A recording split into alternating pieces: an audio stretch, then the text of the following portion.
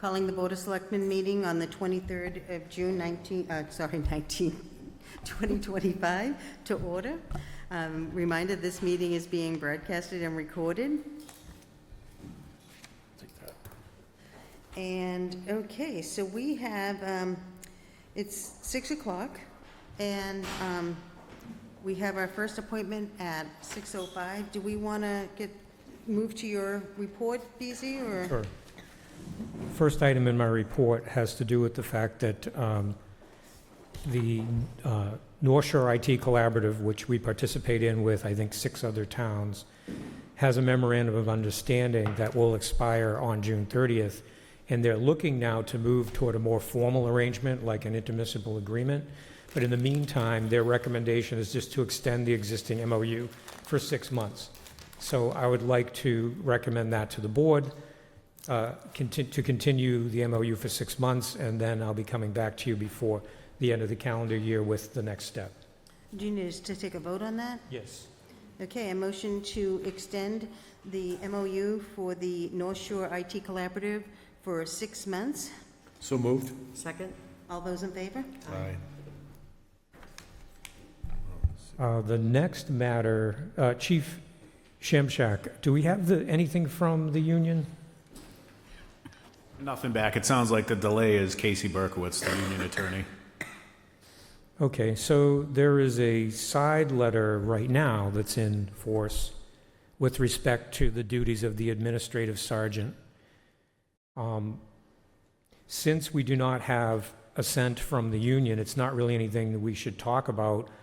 I guess it will have to be taken up on July 7th, because the union is considering agreeing to modify the memorandum of understanding concerning the administrative sergeant.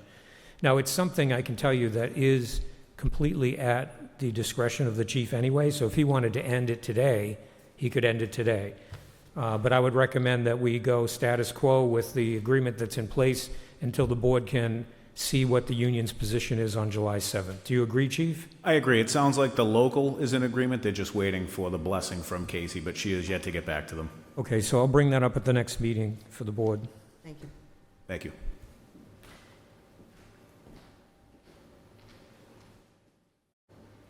Joan, it seems like the microphones are awfully loud.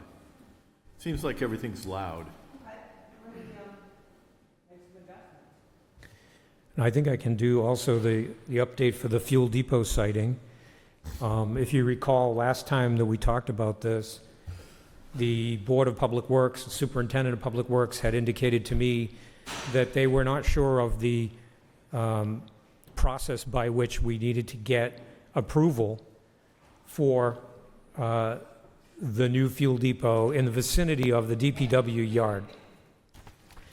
After I made direct contact with the Department of Environmental Protection's Bureau of Solid Waste, it was assigned to an engineer in the Bureau. They showed us that in the past, they had already divided the area up into 3 segments, one of them being the old landfill itself, another one being where the existing DPW barn is today, which happens to also be the old site of the construction waste dump that the town used to run. And then the third one being the area that was marked out in the field the day we did the site visit. And we have learned that the area marked out in the field, we're allowed to proceed with that without any special permit. So I'm recommending that we move ahead with that, and that I go back to the Department of Public Works to suggest to them that we want to move ahead. We can do additional test pits if that's something you want, but maybe we should do additional test pits, maybe at the corners of the area, just to show that the one test pit that we did in the middle is consistent throughout the area where the pad would go. But since it was it is an area of jurisdiction for the Board of Public Works, but it was kind of put back in the Selectmen's lap. Is that a plan that you would agree with, for me to go forward and try to get that thing sited? Sure, I'm just curious to know what Chief Hassel thinks, because he was the one who actually wanted the one on the other side of the. He'll be here tonight. Let's ask him about it. Okay. So maybe hold that thought. Yeah, and I know that when I went to the dump on whatever day, Friday, it really does seem like it's in a okay location, not too close to where the traffic, where people are coming through.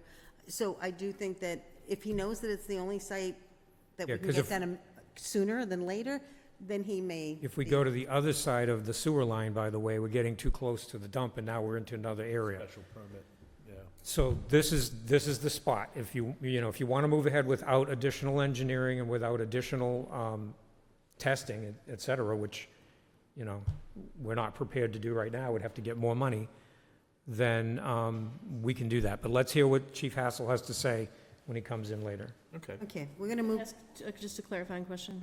So as you're looking at the barn from where we were all standing, the sewer line is here, the pad is going to be to the left of the sewer line? Correct, And then also, you had said you would be using bollards and things to kind correct, of... which is required by the code for the fuel depot. Right, and which is what Christian, I think, also had wanted to see in place. So it Yes. seems like with the questions that we had about safety are really being addressed. with Okay. those and moving the recyclable little things Yeah, those to the, two so that things, they're Okay. not, Either you know, way there. Yep. And we will also be able to hit that area with the camera that is on the the transfer station. right. So that's an added bonus to that site, because it's not obscured. So that you and I can't go and take gas in that car. Just Yeah. so you know. I don't know, decent- So I guess the board can take final recommendation on that when Chief Hassel arrives, and I think you're probably at your appointment time. Correct, we're in the appointment time. So first, I just did want to ask you, so do I need to read each of these individually because it is two different locations? This is for, Yeah, because you're opening a public hearing, so they can be held at the same time, so I think what you'd want to do, since it's the same owner, yep, manager, you would want to entertain a motion to open the public hearings, I guess, simultaneously for, and then read those things. Then someone can second and vote to go into the public hearing. okay. So I'm going to entertain a motion to open the public hearing regarding the following transfer request. An annual all-alcohol license from Greenbow Corporation, Alyssa Walton, manager, DBA Shays Riverside Restaurant and Bar at 122 Main Street, to the Essex Table OpCo LLC, Glenn C. Warren Jr., manager at 122 Main Street, and then also the annual beer and wine package store license from Wheezy Dylan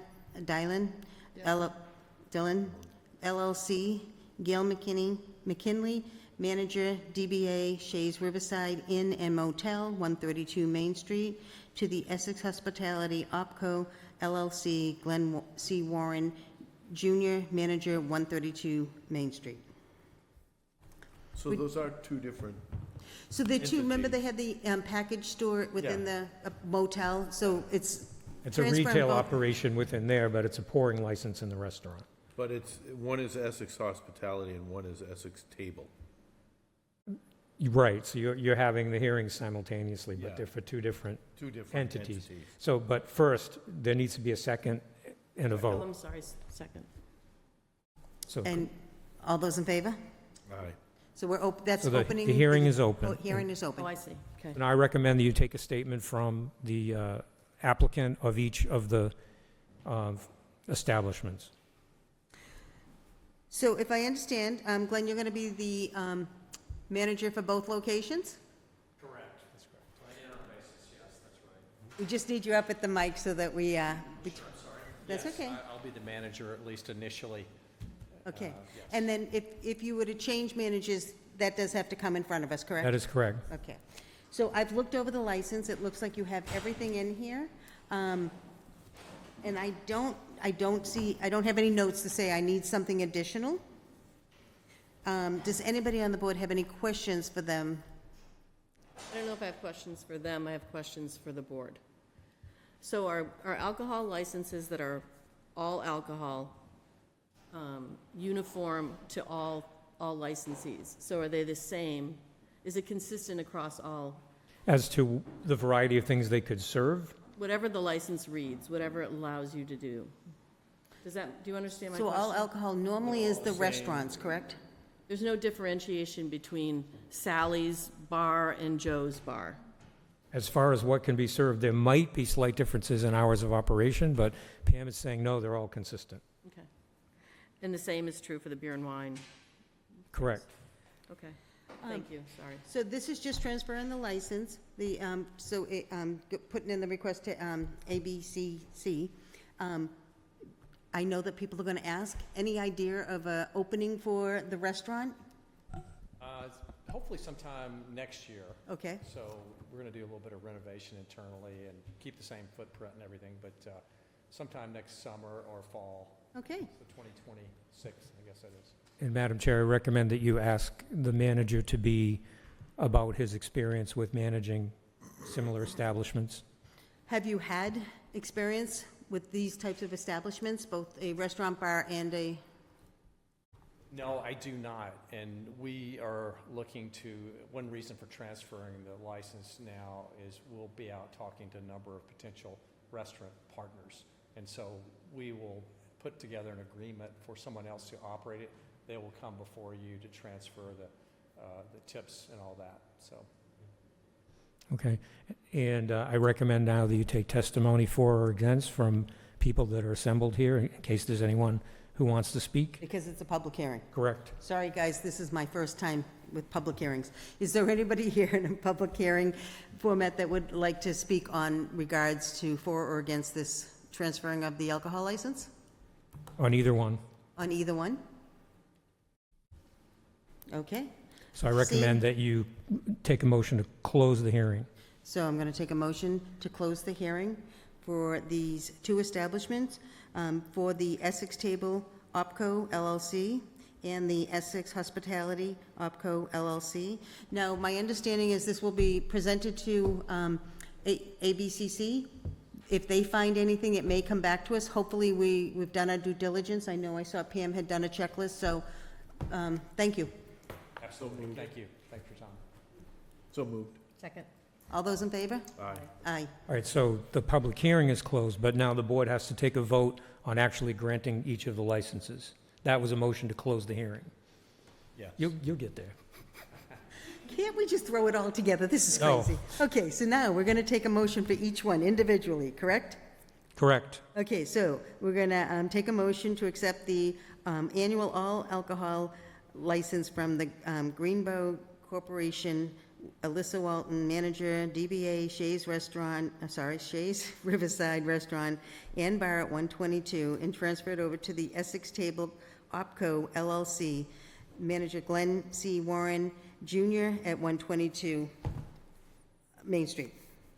So moved. Second. All those in favor? Aye. And now, we're going to take a motion for the annual beer and wine package store license from Wheezy's Dylan LLC, Gail McKinley, manager, DBA Essex Riverside Inn and Motel, 132 Main Street, to the Essex Hospitality OpCo LLC, Glenn Warren Jr., 132 Main Street. So moved. Second. All those in favor? Aye. I'm going to pass these down for signatures. Thank you, guys. Thank you all. Thank you. Thank you. And you're right on time for the next one. Okay, who's going to do this? Her? Her has to do this? Yeah, it's being transferred to her. No, I know, but she has to do the adjustment. Yeah, she needs to do it and initial it, right, Pam? Hi, Lindsay. Okay, so the next hearing we're going to have is for the, sorry, I have to get to the page. Next public hearing I'm going to open up is for the all alcohol license transfer for Rivers Bend. And in this situation, you have someone who's actually, helping to operate the establishment, officially asking to have the manager's name transferred in her name. Right now, it's in her husband's name, and But that's it's the also a reason for name this. change, isn't it? Yeah, so it's going from Rivers Bend to Fired LLC. Correct. Okay, great. There's a couple of things that I need to have adjusted. One So being, I think you want to open the hearing like you sorry, did before. opening the hearing for the, So for the, moved? Peter, Second? all those in favor? Aye. Okay, so now, it's open. Couple of things that I'm looking at that needs a little bit of adjustment. One being on the description for premises. You put the first half, but there's a bottom half that says, no seating on the lawn, deck only in use of seated diners only. If we could, So the box wouldn't allow me to type beyond. so it stopped. It stopped. So what do we do in that case? Well, is there a It's place here. to write it? You think I can write it in and have her initial? Or can I type it and just add an addendum or an attachment? I think we could do that. I think you'd have to just put an asterisk at the end of that. Take a screenshot, pop it in as an image. Yeah, I went as far as I could go, and it just, Just write it in on the, And I think it appears in a couple of different places, right, Alva? So, Well, I think yes, it does, but the other place is even smaller box. yeah, so I think you could put an asterisk against, after each one, and then attach something at the end that shows the full extent of it. Okay, so do I You would have say, her, see attached, do I have her make the attachment with the full? Yes. Just like what's on the original? and just get it to the office. Yeah. And then one other thing, Lindsay, is in, under 13F, Terms of Agreement, will the licensee retain control of the business finances? You have both yes and no checked. it's a maybe. I understand why, but so wait, what is the question? Will the licensee retain? will the licensee retain control of the business's finances? Yes, yes. So it's So that, yes. she can do that. So She can do that right now. you could come over, do I bring it to her? She can come right over. I would say probably cross off no and just put your initials. Oh, tell me about it. See here, this middle one, you have both? I don't want it to come back from ABC. And just put your initials and the date.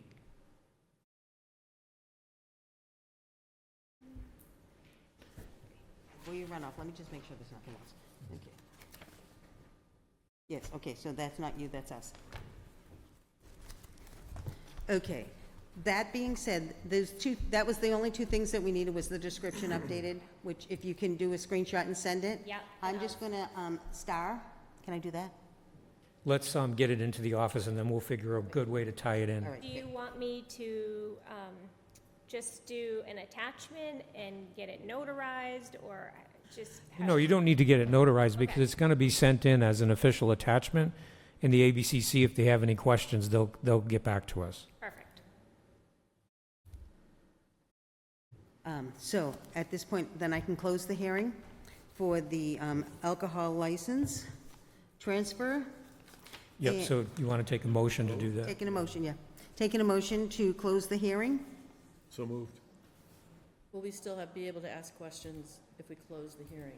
No, and were you assuming that they had no further Oh, comment? I'm sorry, I So wasn't, you can still comment. So I'm just asking this in terms of consistency. So this had some qualifications or some about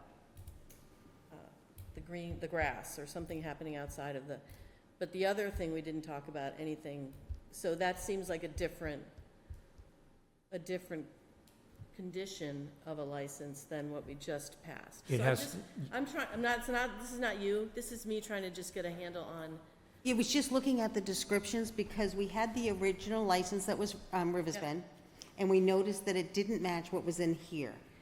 And for us, this is something we had talked with them when they went for the original license, that we wanted to keep Right, consistent. and it's a description of the licensed premises, Annie, and each establishment is different with respect to the licensed premises. okay. I just would like to look at a couple of them just to get familiar with, just to know what I'm voting A on. lot of them will just say, the area inside this building, but it's a little bit different with respect to Rivers Bend, because there's a deck, and then which is included, and then there's a lawn area which is not, unless they get a special one-day permit. I'm happy to send you our description as well, so you can read it. Sure, I'm just trying to get a sense of the differences. Thank you. So, second, sorry. I recommend you take public testimony if there is any. Is there any public comment regarding the change from the Rivers Bend LLC under Kurt to the Wood Fired LLC under Lindsay Bergeron. Bergeron? No comments? I can now close the hearing. You can take a motion. Take a motion to close the public hearing regarding the alcohol beverages license for Rivers Bend to Wood Fired LLC. So moved. Second. All those in favor? Aye. Now I will take a motion to accept this license As revised. as revised. So moved. As revised, that we haven't. With respect to the two things that were mentioned. Okay. Second. All those in favor? Aye.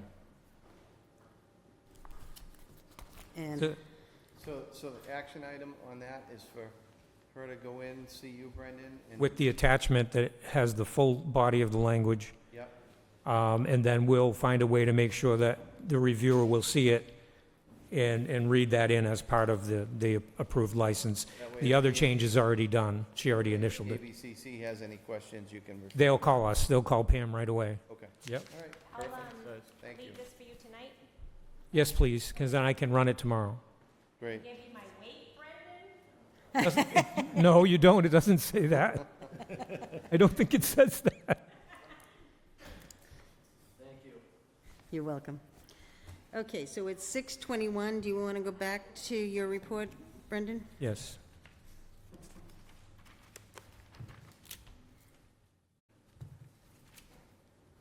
Thank you, sorry. Okay, the removal of the street excavation pile, which the board Didn't mean that. wants to take as a separate project, possibly with some funding in the fall. And you had asked two specific questions at the last meeting. Do all town employees who might participate in the removal of the pile, like operating a loader or trucking material, need to have completed special training? The answer is yes. Everyone has to be HAZWOPER certified. Two, if the pile is moved or disturbed, does a clock start that requires the removal of material within a certain time frame? Well, the answer is yes, but that clock started the minute that they deposited the material there. How long is the clock? I think it's far overdue. And so I think it would be very good to handle this at the fall town meeting. So I don't know if the board has any further questions on that. My plan would be to make sure that it's part of your discussion when it comes to topics for the fall town meeting. Sure, yeah. Yeah, Annie, did you have a question? Yeah, so HAZWOPER training is available, and I sent the information to Brendan today. It's $210 for a 40-hour training session. I don't think it's a bad idea for someone at the DPW to take it. Just, I think we should have somebody certified. I think that's small dollars for having that expertise. And our fire chief actually is, but nobody on DPW that we're aware of. Can So you- I'll pass on that recommendation. Yeah. You can drive the dump truck. I think the other thing on this is, Isn't there then a license surplus they charge that they get if they have this training? I don't know if there's an ongoing requirement for relicensure. Yeah, no, I mean, they get increase in pay because they have this license. That is not written into the contract, so it would not be the case, but this is something where you could have the superintendent, Wow. have the certification. so you're thinking the whole kit and caboodle in the fall, that And it sounds like we're gonna need to bring in a private company where everybody has the proper certification, and the price will reflect soup to nuts. We don't do anything, we just watch it disappear. I don't want to sound like trying to do something on the cheap, but if you had a couple of people do that HAZWOPER training, could we use any of our own equipment to do any piece of it? So if we had somebody loading the material into a truck that was a private trucker, yes, we could do the loading, if that's the only one of our employees that was involved anywhere in the process. It just seems like we're looking at a really big cost for moving that, whereas the training is, I think, reasonable, and But I But I think wonder that we what have the- to do it in processes, because I do think that we should have it tested. It hasn't been tested since 2019. I honestly looked at the report and said, I don't know what this is telling me. It's just bad. I mean, I'm assuming arsenic's bad, but is it bad? I wouldn't eat Wondering it. how much cheaper it would be to load it yourself. I mean, probably. Versus they're hiring probably- somebody who does the They're whole kit and probably caboodle gonna and not charge work. you the same amount, you know? This is what we do. Those are the types of things I think that we would need to have more information as, what's the cost? I mean, if we hired a subcontractor to come in and just do it, what would it be? I know that Well, we have a price from one outfit at $60 a ton, but we would do the loading. I believe that's what it says.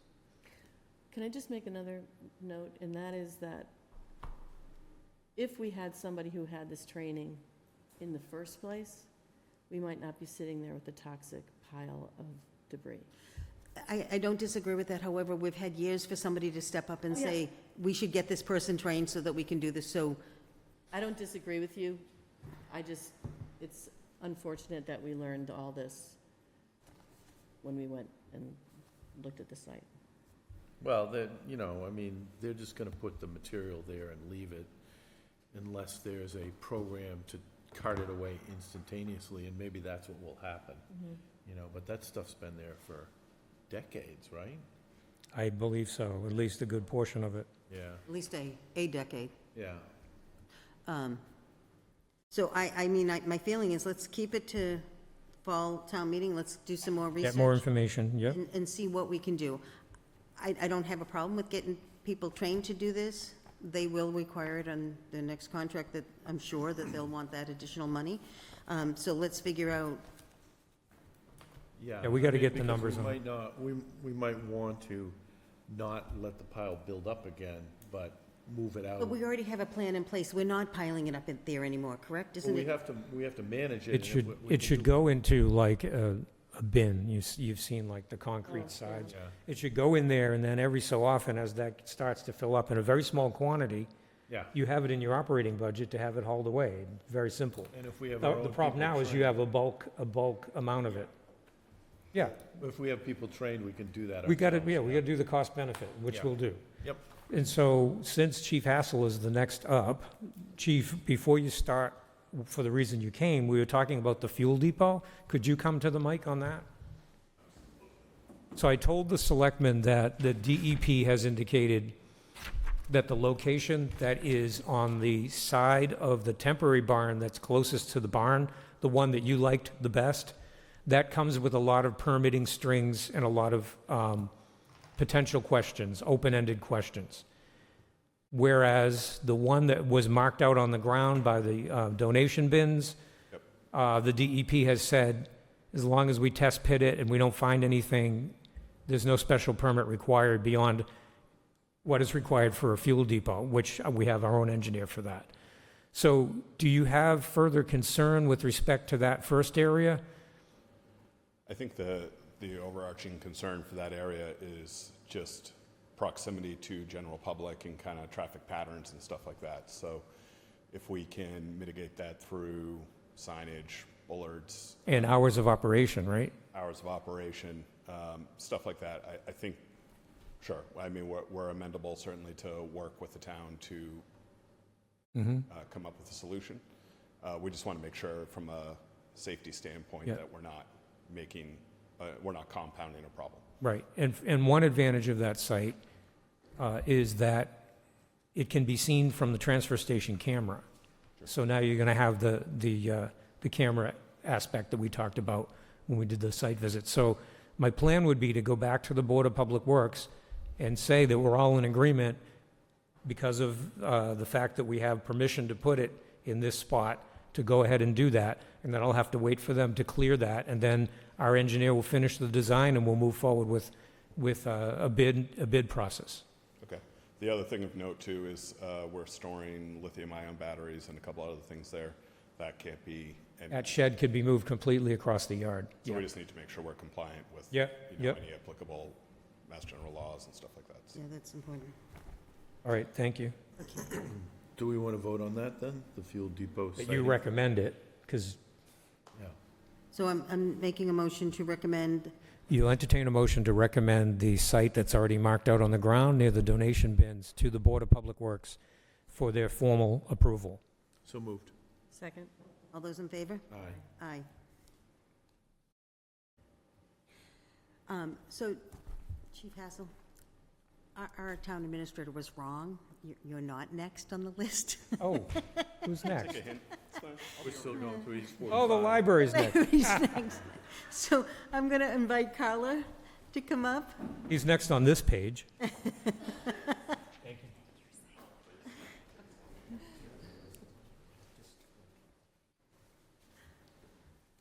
Welcome. Hi, everybody. Carla Christensen, Library Director. Came up from downstairs. And I just wanted to come on behalf of the Board of Library Trustees, as well as the Friends of the Library, which is the charitable organization that supports some aspects of the library, to give you a quick update on the landscaping project and parking lot update. This has been in the works for longer than I have been at the helm in the library, but the Friends of the Library feel that they're in a place right now where they've got a good landscape architect on board. They're in a good place, board-wise, able to identify some large donations to sort of kick off the project, so they feel like they're in a good place to actually sign a contract for some of the work. But let me first take a big step back for you, Annie, because this was actually approved 5 years ago now, and it's just taken some time for the time to be really right, I think, to launch this project. So the vision, and I put the board back there with the drawing on it, so feel free to come by and take a look. Yes. And I actually have some of those in print too, if you want to have them and put them in the notes. But the vision is actually to use the existing space that's out there, sort of the sweep up the driveway, the sort of dirt area, where people park and sometimes get backed into, the existing spots, and the, all the way up the side of the ramp to actually move the angle of the parking. So right now you come in and you drive up against the ramp, and you can see where the ramp has taken some hits over the last couple of years. So the idea is actually that the parking, you pull up and you actually pull in perpendicular to the ramp, but it's not nearly as lengthy, right? Because right now there's a big sweep of asphalt. So if you think about where you get on the ramp down there, so the head of the parking, the front, the curbstones, would actually be close to the beginning of that ramp. So think you're pulling up, and instead of turning and backing, you're pulling up straight. If you were very tall, you could see over into the ball fields. That's a protected parking area then. It's the 5 spots with the handicap, just like we have now. Part of the project, I think, for increased safety, because the issue we have right now is that people drive over the edge. Inadvertently, people park on the edge and then they get backed into. So we're trying to reduce the amount of backing up and turning around that happens in there. We're also looking at adding a walkway up the far side of the driveway from Martin Street, and it would actually come up and be protected from cars and then connect to the ramp. So bikes, strollers, kids, anyone walking or getting out of their car would have a protected way to navigate once they're out of their car without having to walk behind, or, you've seen what kids do out there. So the time is right to get it done because the actual parking spot does not take up the entire length of the asphalt anymore, right? We're keeping it more to this half of the asphalt. We have planned to put in a patio and then an adjacent small green space and garden for things like story hours to happen outside, book groups, different kinds of library programs that can take place outside. So the Friends of the Library and the trustees have been working with a local landscape architect and Jeffries Creek on most of the hardscaping and getting those plans laid out. The timing, which is the most important part, the timing would be March 2026, so breaking ground in March when it makes sense, given the snow and ice buildup or not. Working through March, April, and having most of the work done, the hardscaping for sure, in May of 2026. So we're looking at about 8 to 10 weeks. Clearly, you can't do all your planting that early. Some things have to go in the fall in terms of shrubs or, but the bulk of the work and the bulk of the sort of, change to traffic pattern, maybe having to use the front door for a little while and come in the library from this end would be in that March, April, May 2026 timeframe. Questions? I'm going to ask these, do either of you have questions before I start? Yeah, I know we've seen the plan before, but if you could refresh my memory, how big is the patio? How far back does that come from where the asphalt ends now at the field side of the driveway? So the patio actually sits, if you're standing out on the ramp, sort of looking down at the parking lot, the patio sits basically right in the same footprint as the end of the asphalt right now. Okay. So the asphalt ends just halfway up, and then the patio and the small garden and story area would sort of sit next to each other. So when we you're- would have some trees trimmed too. I did not mention that. So when you back out, you have to do a 180, right? Yeah, so when you back out, you would back either, depending on where you are, either this way or that way. And there's right. plenty of room for that? Some parking designer has looked at that? Yeah, we did look at it exactly for all of the clearances, and that's part of the issue now is that when everyone parks on the side, it's actually not enough clearance, and people ask all the time, why don't you just put lines there? Because there's not enough clearance. Yeah. And people back into each other all the time out there. So we will minimize that as much as possible. People will still park wherever they want. They do. But this will minimize at least the far end parking where people go into the poison ivy and then down the hill there. Okay, thank you. Annie? Yeah, funding for this is all So private? the funding is the Friends of the Library soliciting private donations. Yeah, so 100%.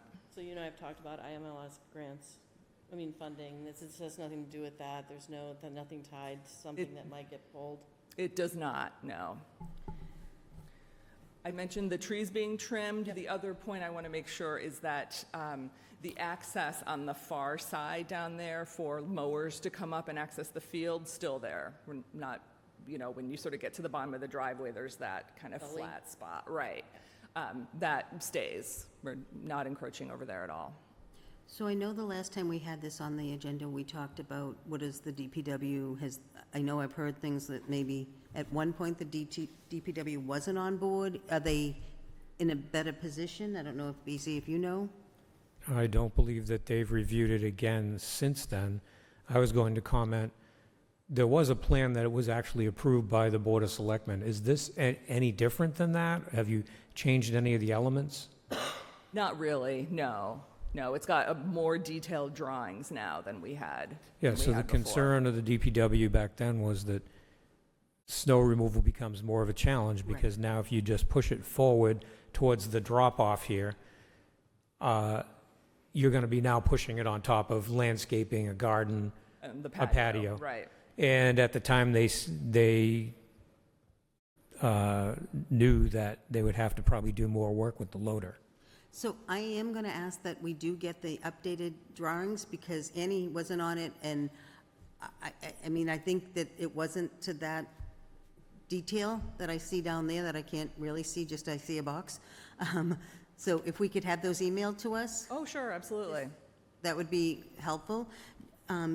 This is just informational, is that correct, Brendan? We're not taking a vote on this.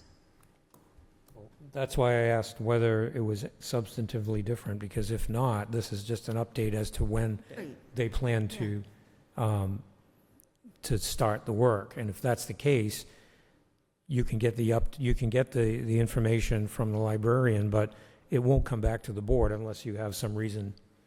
I guess my only concern is indeed snow removal, because if they're pushing it, then are we going to end up just damaging whatever you do for planting or anything else? That's a concern to They're me. going to have to do it differently. That's what they brought up when this was discussed. Yeah. It Right, can't, the snow will can't have be to the go to way one it of is the now. sides. Right. The sledding hill will remain. It just won't get the 15-foot, addition to it. Okay.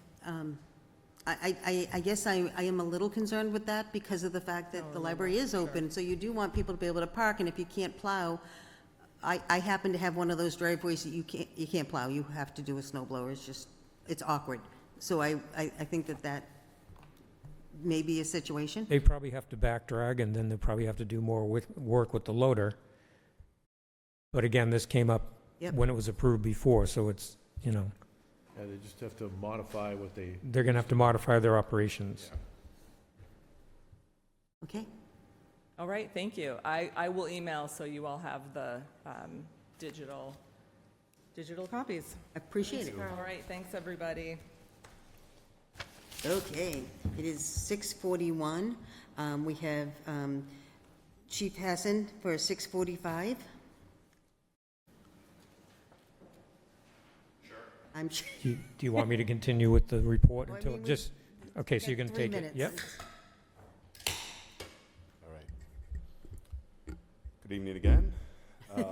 So Christian Hassel, Chief of Fire, wanted to, or thank you for the opportunity to come forward and present on kind of a need of the Essex Fire. It had been talked about at town meeting where we would be looking at a full-time staff member, and that time is, in my opinion, rapidly approaching. So just a little bit about the department. We are an all-call department. I know you all understand that, but just for anyone else who may not understand that, there is no person dedicated full-time to the department. So there's no 40-hour person. All our members have second or primary jobs where they either leave their role, if possible, to come to an emergency when it's toned out. We get calls on our phone or a pager to let us know that there's an emergency, and we'll either come from our houses or from our places of business to respond to the call. And this is a 24/7 situation. So over the years, Essex has funded coverage during the day. It's an 8-hour shift, 2 8-hour shifts for a firefighter EMT to take coverage during the day. As time progresses, we run into a situation where, 20 years ago, it was a lot easier for folks to pull away. We still have people in the trades, but we had a lot of people in the trades. They were able to pull away and come to calls. They were working locally. That's just not the model anymore. So we have more people working out of town, less people working in town, and it's become more expensive to live in town. So, I know volunteerism is down nationwide. You can find plenty of articles in Connecticut and some of these departments that they're down, up to 40%. So it's a struggle for us. As of late, we've had a couple instances where we've missed calls, which to me is a significant problem. I sit in a seat that ultimate reliability lies with me, and it's not a comfortable place to be. And I don't want that for the town, more importantly. So I think kind of looking at what's the best fit for the town and the department and where we'll get the most benefit. I'm recommending that we put on a full-time fire prevention officer. The fire prevention load in town is significant. This person would not only be covering the fire prevention roles and responsibilities, but also responding to calls, so they're not isolated. They would be that primary responder during the day, during the week. You know, I think our current challenges overall are, and please ask any questions along the way here.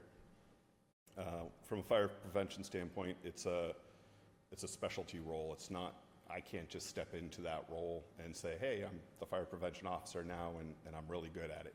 I could step into it and I'd be really bad at it because there's a lot of research and there's a lot of work that goes into it, and ultimately it affects economic development, it affects people trying to sell their homes, it affects a lot of different things. So we want to be a good economic partner to the town as it tries to grow and kind of just operate.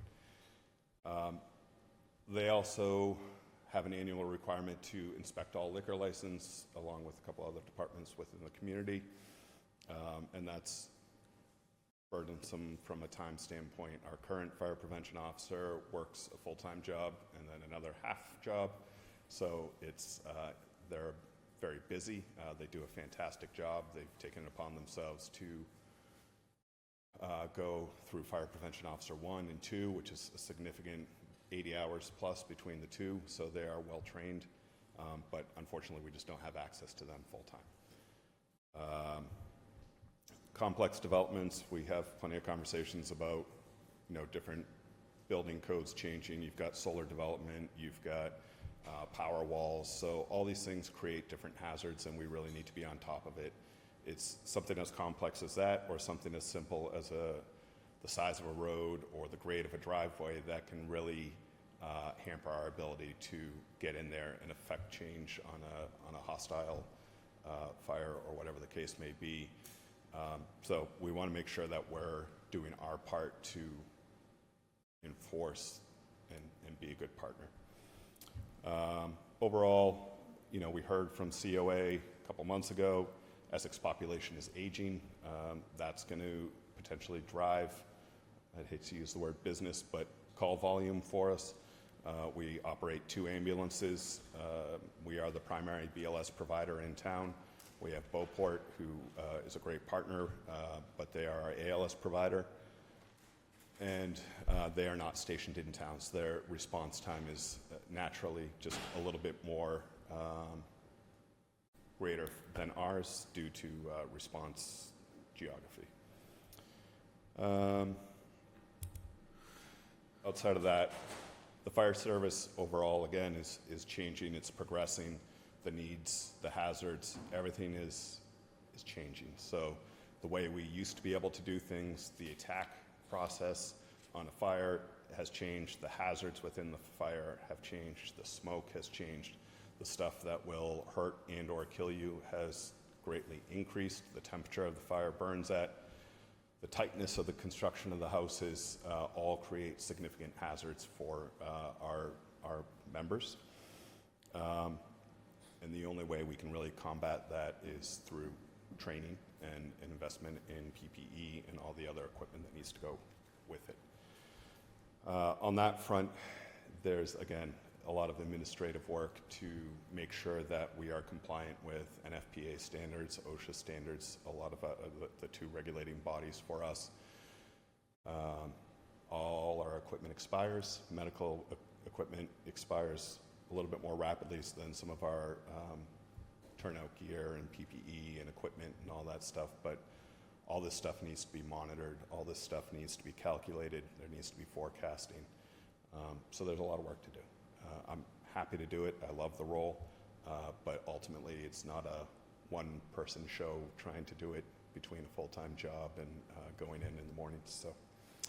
So again, the ask would be for a full-time fire prevention officer, 40 hours a week, you know, fully benefited position, and we would be happy to come back and present out a 5-year plan, kind of what that looks like for us. And then I will say, I would like to just touch on, so our budget annual operating budget this year between fire and EMS is about $550,000, $560,000 annually. Our next closest budget is Wenham at $955,000. Rockport runs fire and EMS separately, but they're over $1 million. Manchester's over $1 million. Hamilton's over $1 million. So I think we're in a really good position from a financial standpoint, from a department anyways, to be able to grow responsibly and still not be a huge fiscal burden to the town, but provide a much better service to the town, and that's overall our goal. So. Any questions? Any? Sorry. I have a few. Please? So today we're talking about the EMT. Yeah. So I'm not quite sure where the EMT came from. EMT is a certification within the fire department, right? So an EMT is the person who is certified to be on the ambulance. The position that if we funded an EMT only, that Wouldn't do half the work that you're looking to have done. correct. It would be very restrictive, right? So I'm looking to hire a firefighter who's an EMT and also a fire prevention officer qualified. Okay, so this should be Expanded. clarified to EMT / And we're not voting now. This is what, right? This Well, is, I'll go into what actually has to happen, but Okay. let's have the board. continue, okay. Okay, so it's an EMT / prevention officer. And I guess the question is, this sounds like more of an administrative role, right? It's, There will be some administrative with it, yep. I'm asking because you've got 2 firefighters in on those 8-hour shifts, right? So that we're not saying that one of those folks will be this full-time person. This person has other duties. No, we will have this person, so I should be very clear on that. Good question.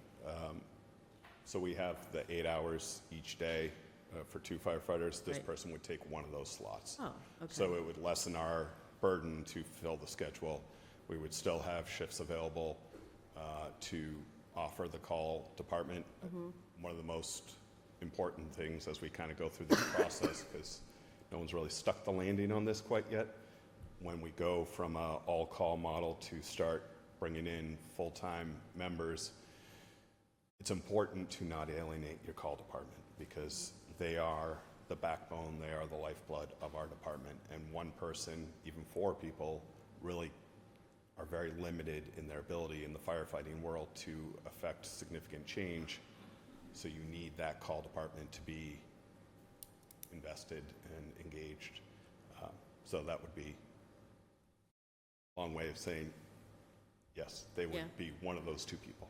Right, and I just wonder, salary and benefits, is that accounted for in the budget that you presented? That would be no. So that would be Okay. the ask because it's a specialty position. There's a skill set there. I've done some basic comps of, surrounding communities, and there would be, I think our top tier right now for the newly approved budget starting July 1 is $32 an hour. This position would be somewhere in the $45 range. So there would be a delta of $13 an hour and then plus the benefit load.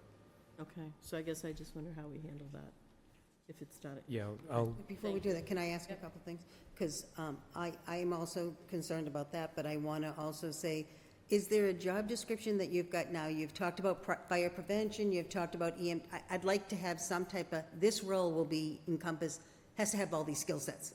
Sure. Because I think that would help us to be able to justify a $45 an hour salary, because that was one of my questions as far as salary goes. Because some of the duties you listed, I don't think are confined directly to that position. They're just, or are they? I mean, there's a lot of things you listed. Yeah, there's a lot of need, right? Yeah. And we're trying to chip away at that progressively. I'm not going anywhere. This position's not replacing me. It's just adding some man hours to be able to better utilize my time, be more responsive to the community, and also field calls and lessen our liability on the scheduling side. So again, I'm happy to provide a full job description and kind of some of the comps that I've done from not only a budgetary standpoint, but, you know, some of the, it's pretty readily available information as far as surrounding communities and what they're paying and all that stuff, and we're going to be competitive with that. Just Okay. one more question. I wonder if you could just speak to kind of what's at stake, because I think a couple of weeks ago, we got some note that said the ambulance was unable to respond to something, and there was a, you know. It's happened plan. twice now. Yeah, so, you know, what's at stake if we don't do this? And kind of, and it is a matter of life and death, right? So what does that look like? If you could just kind of, because I think folks would feel better about saying, yeah, we need this thing if they understood really why Yeah. you're asking for it. Yeah, so again, we are the primary provider for ambulance within Essex. So full disclosure, this position was asked for 7, 8 years ago, and it was turned down.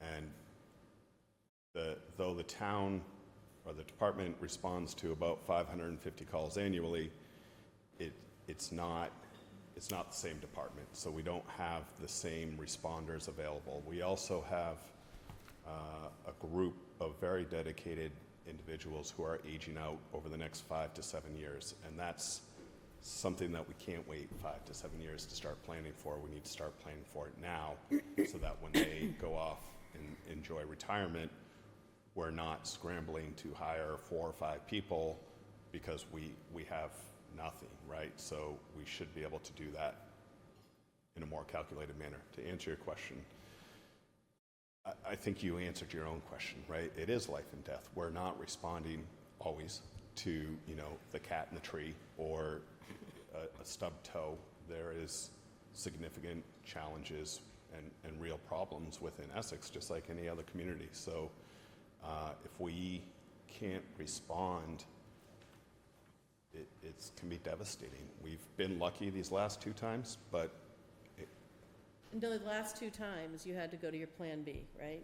So what is the time, what is, you know, you're asking for Manchester or some other location to come. So, I mean, that's a matter of, I mean, it takes me 8 minutes to get from Manchester.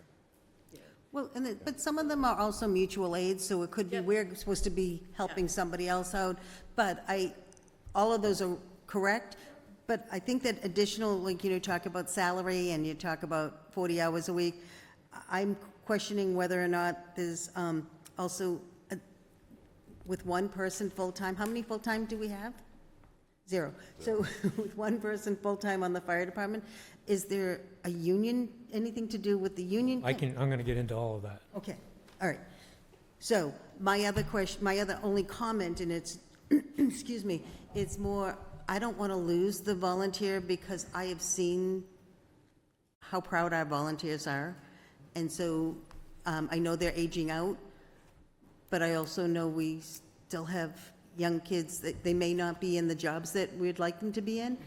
But are we doing something to market to that, to try and get them interested? Because I think that it's the interest that's amazing.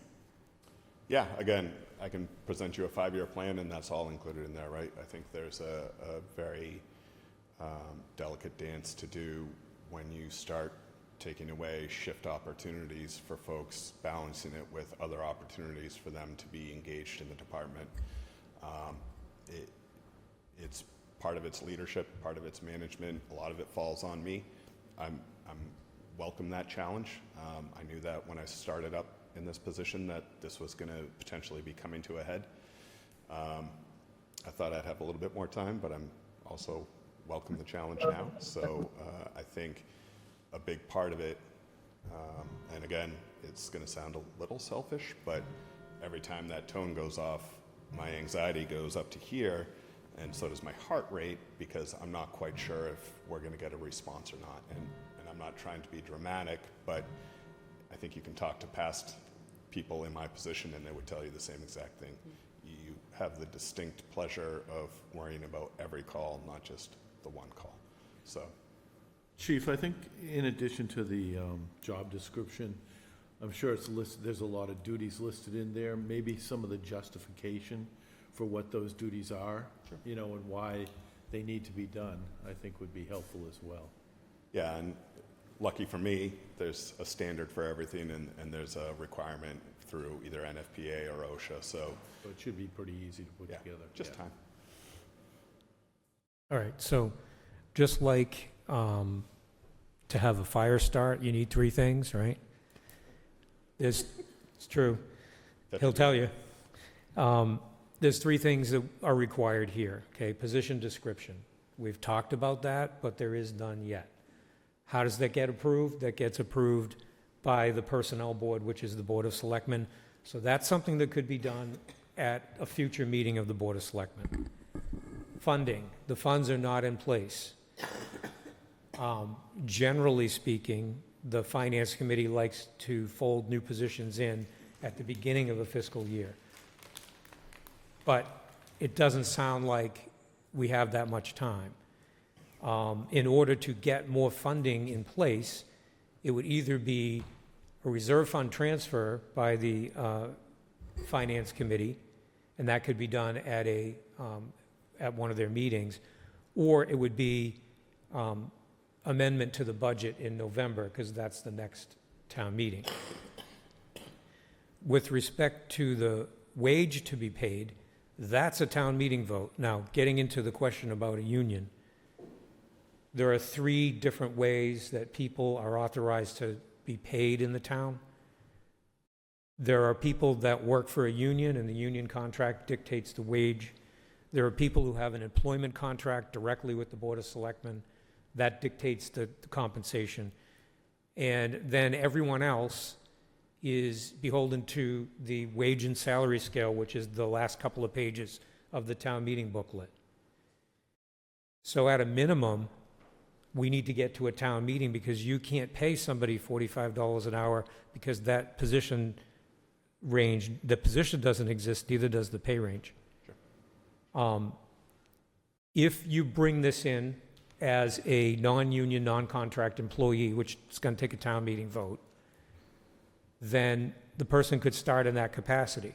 You don't know whether the person would then want to move into a union, even though it's only one person. There's a possibility that they would want to move into a fire union situation. Right now, we have a DPW/clerical union and a police union. We do not have a fire union.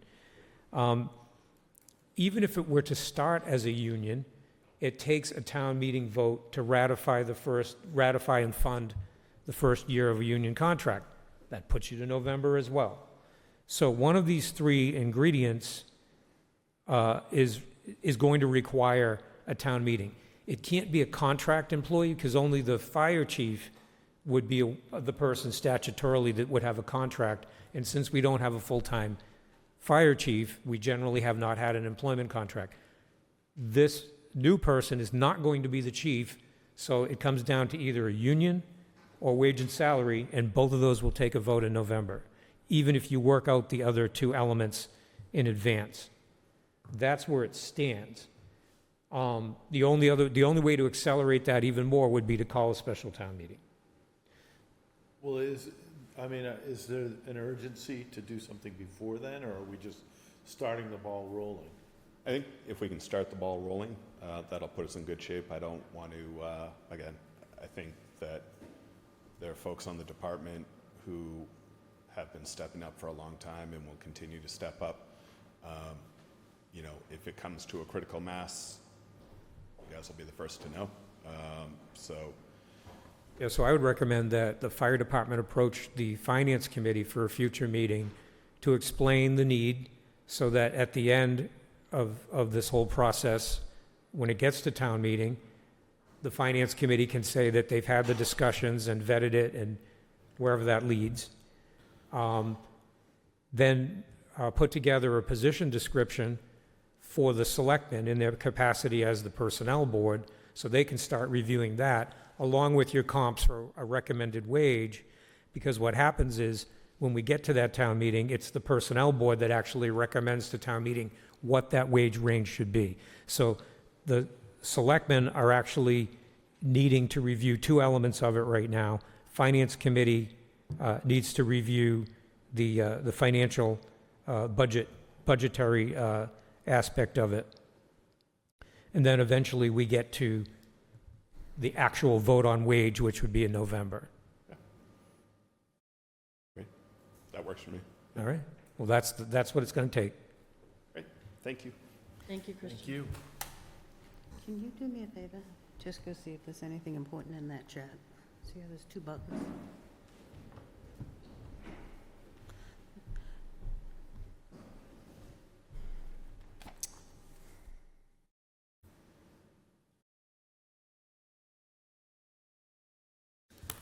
Sorry, I'm just checking online. There was some chats in there. I wanted to make sure that we didn't. Okay, someone said the public mic is inaudible. Can it be turned up a little? And someone else, Bless you. someone else, the same person said it found audio settings and turned up the volume, so I guess it's okay. Thank you. Okay, so we will go back to UBC. I think you have your last item. Several more, actually. Several So more. the tennis court design and possible temporary use update. When we talk about the tennis court design, at the last meeting, the board indicated that we should begin the process of pulling a contract together with Weston and Sampson with the funds that were, at the time, going to be donated by the private corporation, nonprofit corporation. That has since occurred. But I also ran the thing by the Board of Public Works before I go into the contracting mode. And it's important for the selectmen to understand that 2 of the 3 of the Board of Public Works members, although they're not opposed to the private money being used for a design, they're not necessarily on board with the project down the road if any public funding is involved.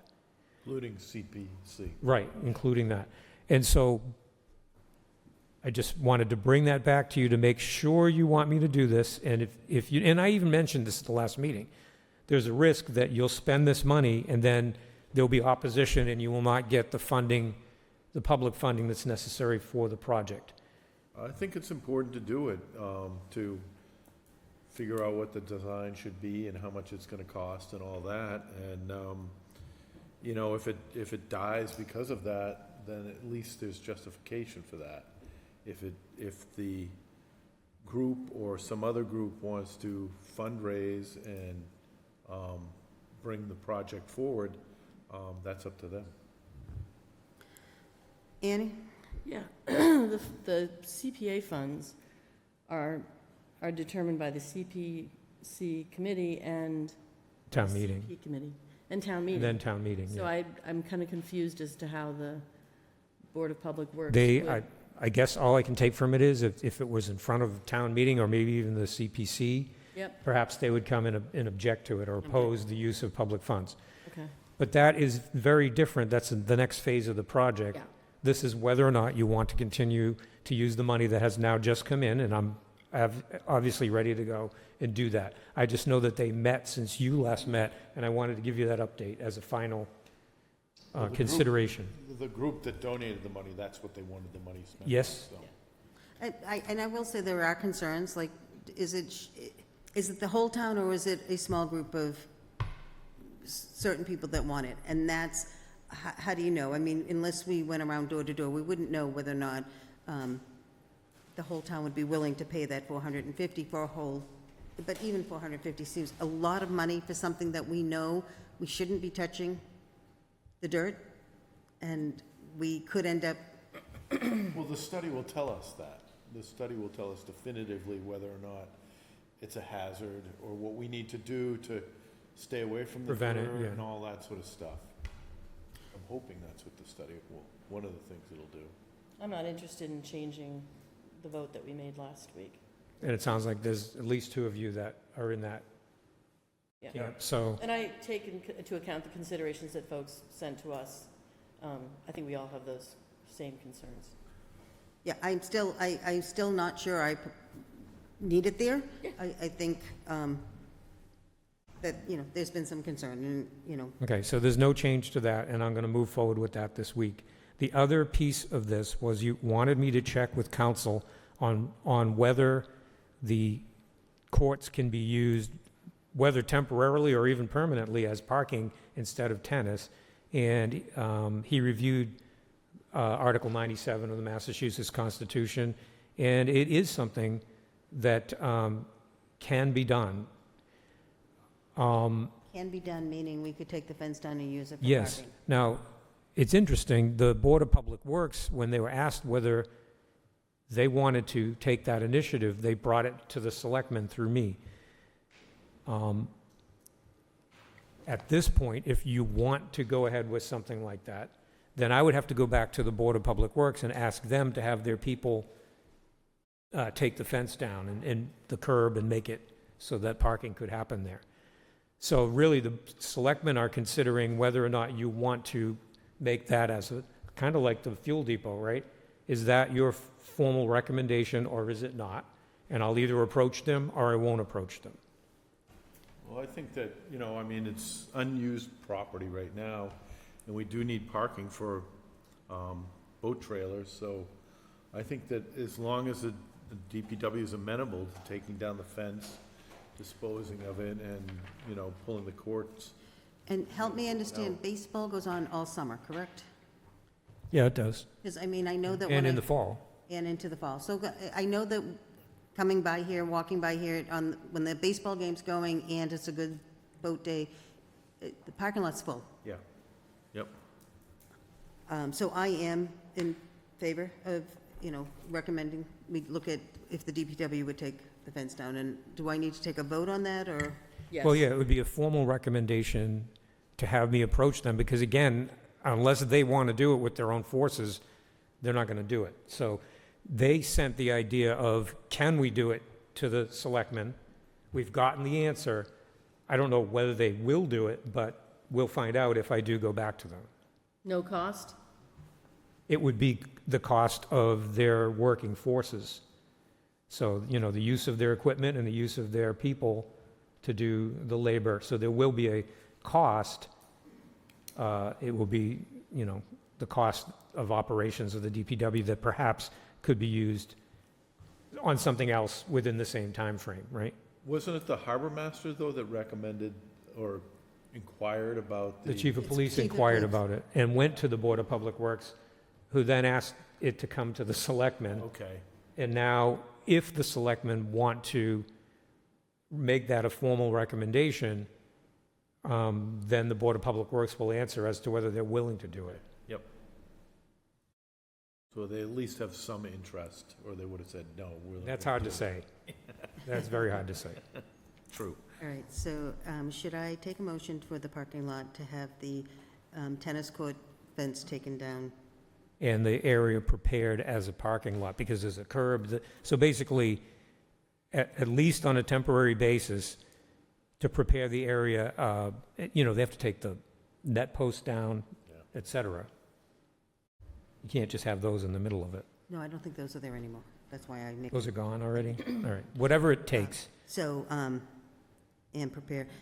So I'm going to take a motion for the tennis courts to have the fencing around it removed, or to at least look into it, so that we can Request the Board of Public Works to do this. to request the Board of Public Works to remove the fence and make sure it's parking prepared.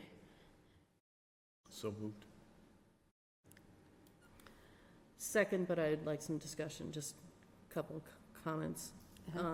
I don't understand how the Board of Public Works sends something to us when it is their area of control. I don't understand this process. Why? I don't either, actually, Oh, but okay. that's what happened. It's Sorry. not So when you standard get that, process. will you bring it to us? Okay.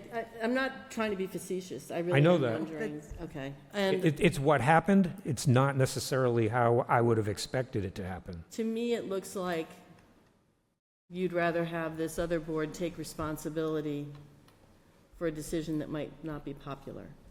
And I know that's not necessarily fair, Well, that's just how I'm seeing The it. reason it has to go back to them is because they have control over the area, care, custody, and control over the area Yeah. as parks commissioners under the special act that created them. That's why. You can recommend all day, but if they don't want to do it, Right. they could have also said from the very beginning, okay, we've got the request, we'll consider it, we'll say yes. If they needed a legal consult, they could have handled that all within their own. Right. The only difference would have been the reach out for the legal consult, but that's not what they chose to do. Right. So all I can do is bring you what was presented. Right, and I'll just say that it's difficult when someone says, you decide, then we'll decide, but then says, we'll decide. So if you own something, you own it. And so I guess that's the message I want to send, that, you know, you can't push things to somebody else and then not be, I want them to be accountable for the things that they're accountable for. Happy to support where it makes sense, but this doesn't make sense to me. Well, So this and the fuel depot are in that I agree. situation. So I'll just We're shut just my mouth. recommending. Yeah. You know, we're recommending. Yeah. you Yeah, know, and- And that's, you know, Yeah. they asked us, we recommend. And I'm It's up to them yeah. to deal with it. And I'm opposed to this because I want the tennis courts to be built, and I don't want people to get used to parking, and so I'm, So why don't I do the roll call? Yep. All those in favor? Aye. Aye. no. Okay, so the motion carries, and I will approach the Board of Public Works to ask them to prepare the tennis courts for parking.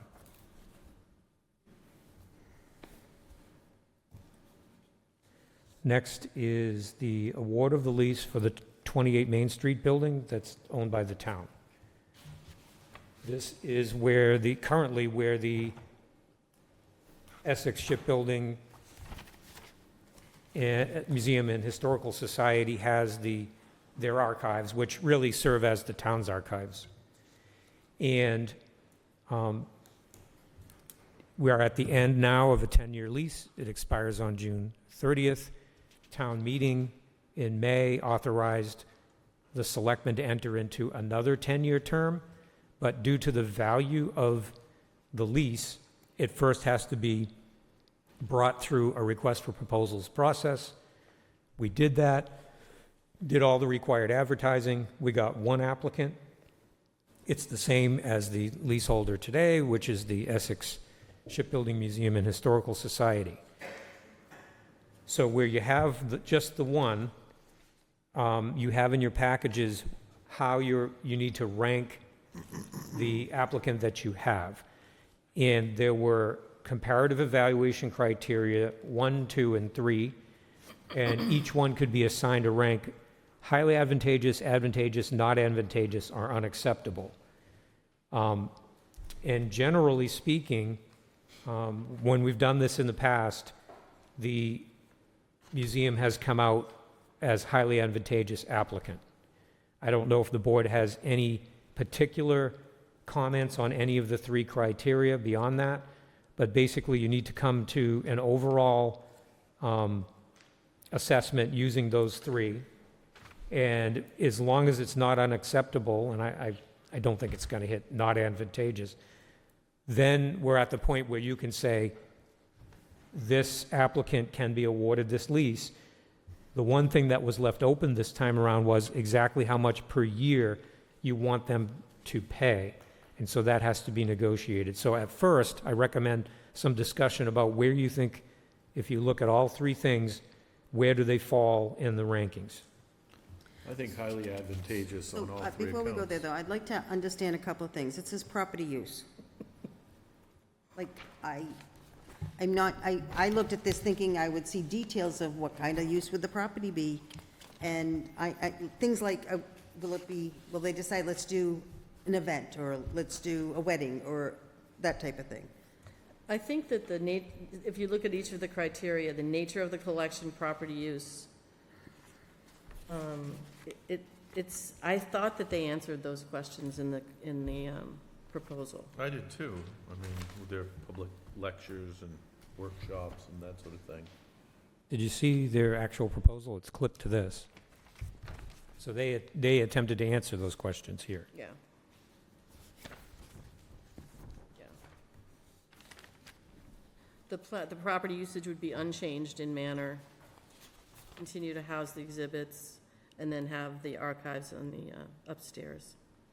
And then it accounts for the graveyard and for what is that thing called? The Hearst House? Yeah, which we just had fixed, correct? We've had it fixed multiple times, yeah. Yeah. Most recently, they repaired a tomb, because you could kind of Yeah, you could shake hands with the guy, and that we didn't want to do that, so. Okay. We had some animals get in there, and it was open to the atmosphere, yeah. I think, I just want to speak to the outreach and involvement. I know that they just recently did a program with fifth graders from Manchester and Essex, and it was highly successful. And it made me feel good because it gave kids in Manchester a chance to see how fantastic this town is and its history and all that stuff. And they said it was very successful. It was a really good kind of team-building thing. So, kudos to them for pulling that together. They said it was very, very, a lot of work, so. And the workshop, the lectures were really good. They had 3 of them this spring, and they were all very good. Yeah. So does the board want to reach consensus on an overall rating? Well, as you heard, I say highly advantageous. I'm glad we have them. I think we're lucky to have them to manage the town's artifacts the way they do. And actually, the improvements on the property, the 2 buildings, they maintain those. Right. No, it is feeling a little cluttered at the landing area, and I don't know if there's a plan that we are aware of what all they're planning to do, because every time I walk through, it feels like there's more and more stuff there. But that's not the area in question. Correct, that's not Yeah. the area in question in this one, correct? Oh, okay. Yeah. Do we have to do a scorecard or something? No, you just need to come to consensus on what the overall rating is. Would you like us to do that? It's very organic. Yeah, I think I agree with Peter. Yeah, okay. As long as I did read through these, but I didn't get the same thing. Okay. So as long as it's not going to change, and it is doing what they've been doing, I'm So highly. that's the first, so everyone's, so does someone want to entertain a motion, make a motion? Entertain a motion to accept To award the lease? award the lease of the Legion's Hall to Well, the, we're trying to come to the overall rating. That's what this is. So it would be a motion to consider the proposal highly advantageous, et cetera. The overall, I'm hearing that people Highly are saying highly advantageous. advantageous. So that's the first thing that has to be so, done. and I'm sorry, because you're giving me a thing that starts with C. So am I doing it for each one of these? No, or am I- see, this is just out of the request for proposals. This is the section of the request for proposals that says how you have to rate the proposal. Okay? So all we're asking right now is, after looking at all 3 of those things, what is your composite score? And most people are saying highly advantageous. And so the question is, do you want to entertain a motion to rate the proposal as highly advantageous overall? So I make a motion to rate the proposal for the Legion Hall of highly advantageous For all 3, for all, Overall. overall. So moved. second. All those in favor? Aye. Okay, so we have that. Now, with respect to the lease itself, the only open issue, and the board asked me to keep it open, is how much per year you want them to pay. The expiring lease was $100 per year.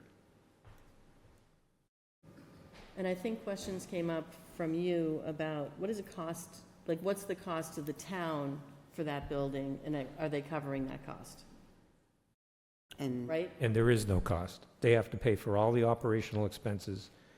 There have been, at times, Community Preservation Act monies that went into some of the historic elements of the property, but that probably would happen anyway because it's the town's property. They maintain the historic artifacts, they maintain the buildings, they pay the utilities. So there's already a value to it. Yeah. I would say that the overall value is the fact that they're maintaining the artifacts in a professional manner, something that we neither have the space nor the expertise to do.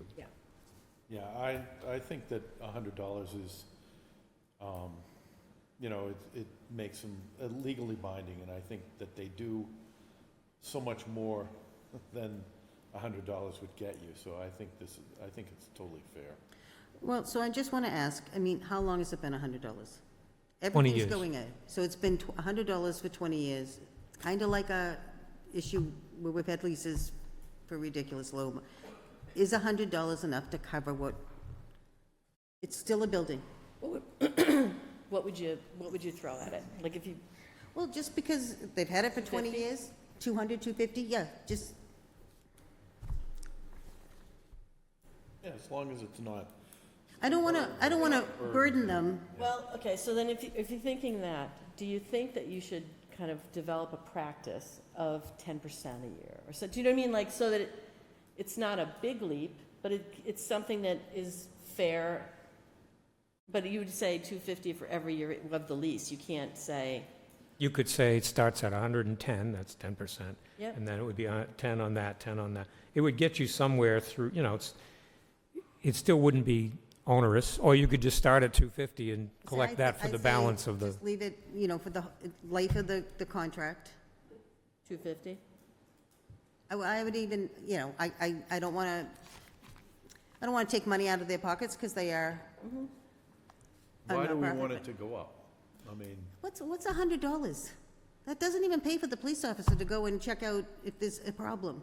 It doesn't pay, there's things that it happen. is 250, so, I mean, if we had some real justification, I could see that, but, I mean, you don't know what that will do as far as their expenses go and what they need to do, maybe they have to cut back on the fifth grade classes, and who knows? Peter, you got me.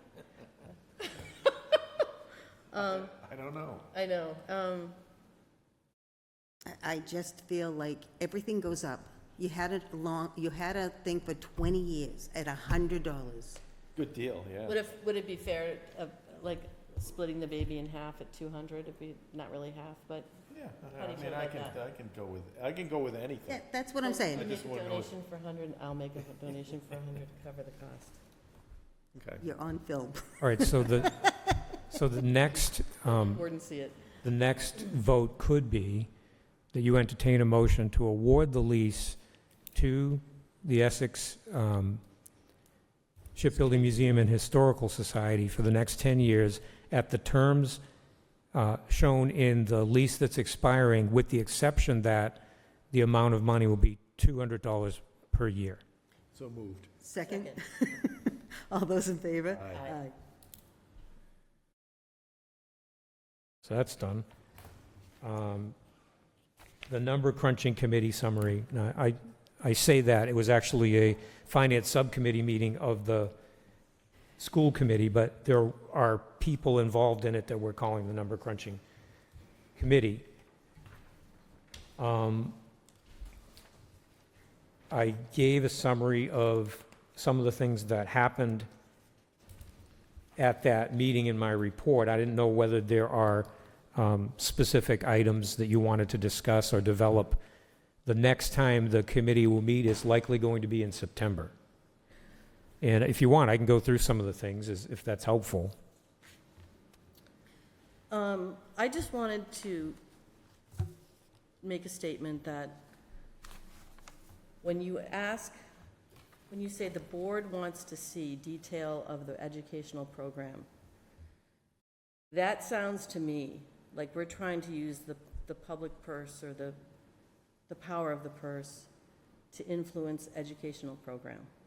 And that is very antithetical to how I see our role. And I'll tell you, because this is the market that I work in, that I have to work with a lot of states who are implementing laws that have an impact on educational program and on content that are being held over people's heads with dollars. And to me, it's offensive, and it is not how the system works. So if you ask, how many AP classes in basket weaving, how many students are in your basket weaving AP courses? To me, our role is really financial, not educational. And we would never say, I hope, well, we were going to give you 80, but if you're going to continue to offer 5 kids basket weaving, we're going to make it 80. That's not how this works. The principal or the superintendent is the person who makes the decisions about the educational program. So, and that is the school committee's purview. And so I just want you to know, when you say the board of Selectmen wants to know that you're not speaking for me, but you may be speaking for the two of you. So I just wanted to say this because it was very uncomfortable for me, that line of those statements. I get per pupil costs and things like that, but when we start But how do talking we about know? educational program, that, because it sounds like a threat. It's not a threat. We're trying to get data in order to make, how do we sell this? How do we get the public to say yes? Without sending out an email to every single resident. In all fairness, no one in town leadership sold a thing. Because we didn't have the data to feel comfortable selling it, or at least I'm gonna talk for myself. Yeah. Didn't have the data to feel comfortable enough selling it. Yeah. If we're saying we have, and I'm hearing lots of AP classes, more so than a lot of school districts. Well, why? How? Do we need that many? When I hear that it's based on what a student wants, we shouldn't do a school based on what, you should do a school on a good education with balance, because everything needs balance. You can't eat popcorn all the time because your child wants popcorn all the time. Balance, that's all I'm asking for. And I can't figure out balance if I don't have data. And these were, Brendan listed them as topics for further investigation. So I think that just everything's on the table, you know? When you At come, this point. when it comes to our influence of the educational program, I am stepping back. No, but this is. The other stuff I was investigation fine with, for- but it was when those conversations were specifically about, we want to know how many kids are in each, that doesn't work. But for me. isn't this these are topics for investigation for the number crunching committee, not for the Board of Selectmen in Essex? That's what I think Brendan's saying. right? Yeah, originally, the Board of Selectmen put together a memo at the recommendation of the Finance Committee, and one of the big things on there was more information about the program.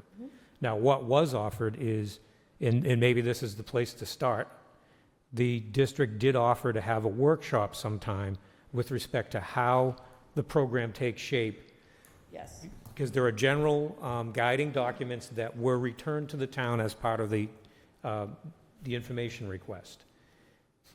But how you get from the guiding documents to what happens on the ground, how many of this type of course, et cetera, they offered a workshop to help explain that better. I So, think that would be fantastic. Better understanding is fine, but I just want to make sure that we are not saying that we want to influence the educational program through the power of the purse.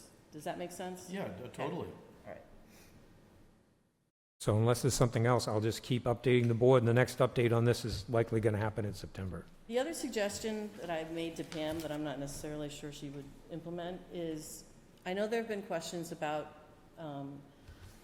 DESE reporting and how people would like to see the reports. And I think it would be beneficial, and I think Kate is here, for the school district to show people how to read a DESE financial statement or report, so that we're not having to recreate reports for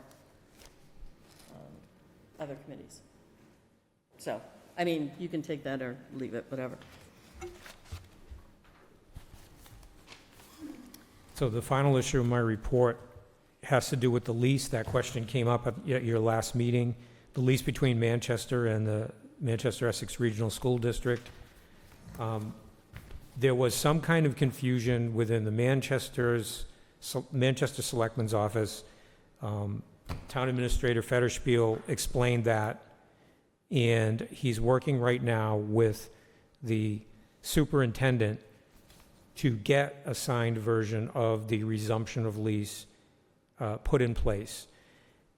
The superintendent did sign the document, but there was question as to whether the document should be dated back in August of 2021 versus entering that date, but then putting a note underneath it, which is, I think this is what they're going to do, explaining that the actual date was entered now, so that there isn't a question as to actually when the fully executed lease came into being. So That's how do we what they avoid told that me. from happening again? That was, I think they said it was just Greg was out or something, and the thing. Somebody in the office was Something trying to that- juggle it, and it didn't get to the right place, and, so their intent was always to honor what the resumption document said. We just never arrived at a fully executed copy of it. Right. And so they're going to rectify that and provide, I believe, the format where they're going to enter the date from 21 with a note explaining when that date was entered. So can I ask, should this be something that somebody on one of the three entities writes up a process so that it's in all of three, so that when you're no longer here? It'll be about 20 years from now, but Right, you sure. won't be here, and I'm pretty sure I won't be here. Brendan browbeat him, looking for it, and nothing happened, I don't know. I mean, why. I asked several times throughout the It- year and a half or so that, Yeah, And I, even at the meeting, it seemed we saw the light bulb go on when they realized, oh, we didn't sign this thing. so, I don't know what kind of process it would be, because it's just a business item, right? We have a new lease, here it is. We can't make Manchester and the district sign it or come up with it. We're just asking, because someone came to your meeting and asked, does this document exist? We went back and asked the question again. But I don't know that there could be a process. It's going to be pretty obvious when it's time to sign a new lease that it goes to the respective parties, and they have to go through their process to return it. But that's all I had on that. That was the update. That's all I have in my report. Thanks. thank you. Okay, so moving on to other business. I'm going to make a motion to approve the weekly warrant in the amount of $243,945.50. So moved. Second? All those in favor? Aye. Aye. Oh, added. Going to make a motion, and help me understand this. I'm voting to exempt from Section 20 of Chapter 268A of the general laws, the contracts and the amounts of the individuals listed below contained within the 6/26/2025 warrant pursuant to the subsection D, OS said section. It should say of said section. And all this is when we have somebody who works for the town, and in this case, this person works for the fire department, but is also a private contractor. It usually happens when somebody's in the trades. It is permissible for that person to actually do private work for the town as a private contractor, so long as the ethics disclosure is made in this vote, and that's what's happening here. And the reason that there's an exemption is because we are a town of less than 5,000 people, and public safety employees in such a town are exempt from the rule where you cannot have a private contract with the town and be employed by the town. So moved. Second? All those in favor? Aye. Okay, back to me.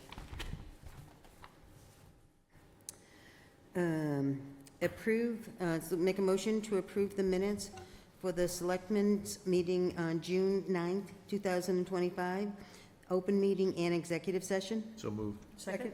Oh, sorry. That's my role. Aye. All those in favor? Aye. Okay, and I'm going to make a motion to ratify the town administrator's approval of a building permit to repair the existing roof and do spot siding rot repair at 154 Canomo Point Road, map 108, lot 42. So moved. Second? All those in favor? Aye. Aye. Those poor guys, they were chasing things all Friday and Saturday. Oh, wow. The wind was blowing so hard. Ratify, I'm going to make a motion to ratify the chairman's authorization of a 2-hour rolling movie shoot along the Canomo Point Road on June 13th, 2025, in exchange for a film company paying $4,000 to the Canomo Point Association to cover the town-supported lifeguard for the summer plus $1,000 to the town for Canoma Point maintenance. So move. Second? All those in favor? Aye. And that went smoothly, Brendan? Yes, and we actually got paid already, the 1,000. And Really? the association has its 4,000, which the town was going to pay. It's in our budget, but now we will not have to pay that, and that will roll back to free cash at the end of the fiscal year. So what I do want to have a quick discussion about this, as far as, I was very, to have somebody come on Wednesday afternoon and say we're doing it on Friday, I didn't like. It felt like a scam, those types of scams where it's urgent, we have to do this. I did feel a little bit better when I found out they didn't go to anybody until Tuesday, so, but I just want to know, do you think this is okay for a town like this? Anytime, we had no information, I had to keep going back to BC and say, well, why? What are they doing this filming for? Who's going to be involved? What are they going to do? I don't know if we want to look at eventually setting up a policy. Do other towns have a policy about things like, I mean, this was like an opportunity, but Well, normally, if it's a larger undertaking, you enter into a location agreement, like we did with the Grown Ups movie. And that goes through the selectmen, and you go through all of the benefits and what the people are entitled to. But a one-day shoot, it's case by case. I mean, you're right, it doesn't, I can't even remember if there was anything in between. There may What was that have one where been, they were in the library? Would- Came into I the don't know if the building. town got any money for that, though. I They can't did? recall. Okay, yeah. do they, I was surprised they even asked. Like, I don't know if I would Well- necessarily ask if I was, They needed the police. pardon? They needed the Oh, police. they did? Yeah. Okay. Yeah, they needed to be able to say, okay, we're coming now, and Yeah. we have some kind of standing as we roll down the road. Well, and I will say that I was over there, and I actually had to be, they Were you weren't, a stand-up? What's no, it called? they weren't filming, it was the guy in a van riding back and forth, but there were people out walking, and there was dogs, and I had to beep, because I could see his roof coming faster over the hill. Not that I just was warning him, there was people on the road. Yeah. But something like that, that's, it's supposed to be 20 miles an hour. It's a scary road even when you're not filming. Yeah. So in terms of that, I mean, it was a happenstance, it was a benefit, and it went fine. Because originally we pushed back, and because they said, we want to close the road down for 6 hours. I said, no, that's like closing the Cape Cod Bridge on Friday. It's not going to happen. And so it was quiet for a little while, then they came back with this offer, and I went to the chair, and the chair said, let's try it. So, and it worked. But it's the policy, of let's make sure we have the right questions. I don't think somebody should come in and say, hey, we want to come into your town and we want to do this, and they don't tell you, is it a movie? Is it a commercial? Is it something, so that you at least know when somebody asks? Or, it happened to be okay, but the barn was going on, there was a lot of traffic. Do you remember all the questions that you asked? and I'm is going to it go worth- through, I have it between my text and my thing, and. Yeah. All right, let's see, we ratified that. All right. I'm going to take a motion to vote to approve and accept is it pollution liability? Yes. WC vessel and pollution WC non-vessel renewal proposal.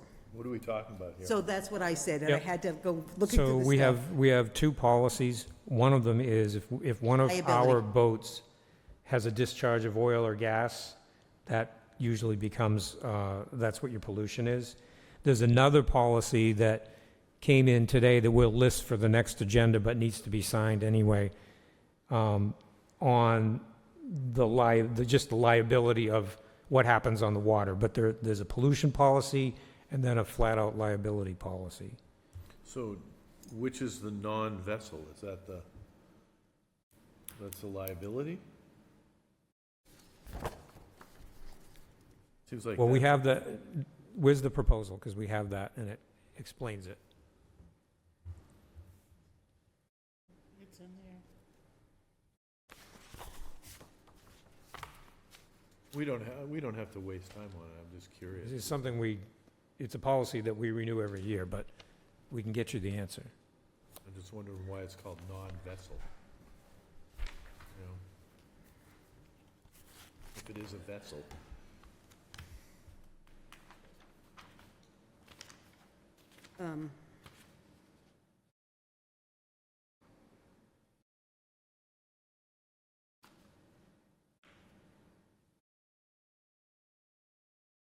Non-owned moorings, water quality insurance.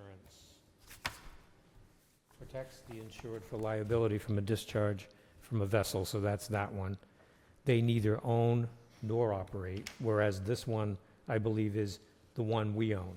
Okay, Since we're providing a mooring, then we're kind of engaged in the game. okay, yeah. And so there's a pollution liability for, we have a couple of boats and, you know, we could discharge from our own boat, but then you have all the people that are connected to a mooring. They could have a discharge and we still have some coverage for that. Okay, thanks. And just to let you know, I'm going to pass this on. This is the appointments. Okay, moving on. Did we vote to accept this? I don't think you did. Okay, so motion to approve, Oh. okay? All those in favor? Aye. Aye.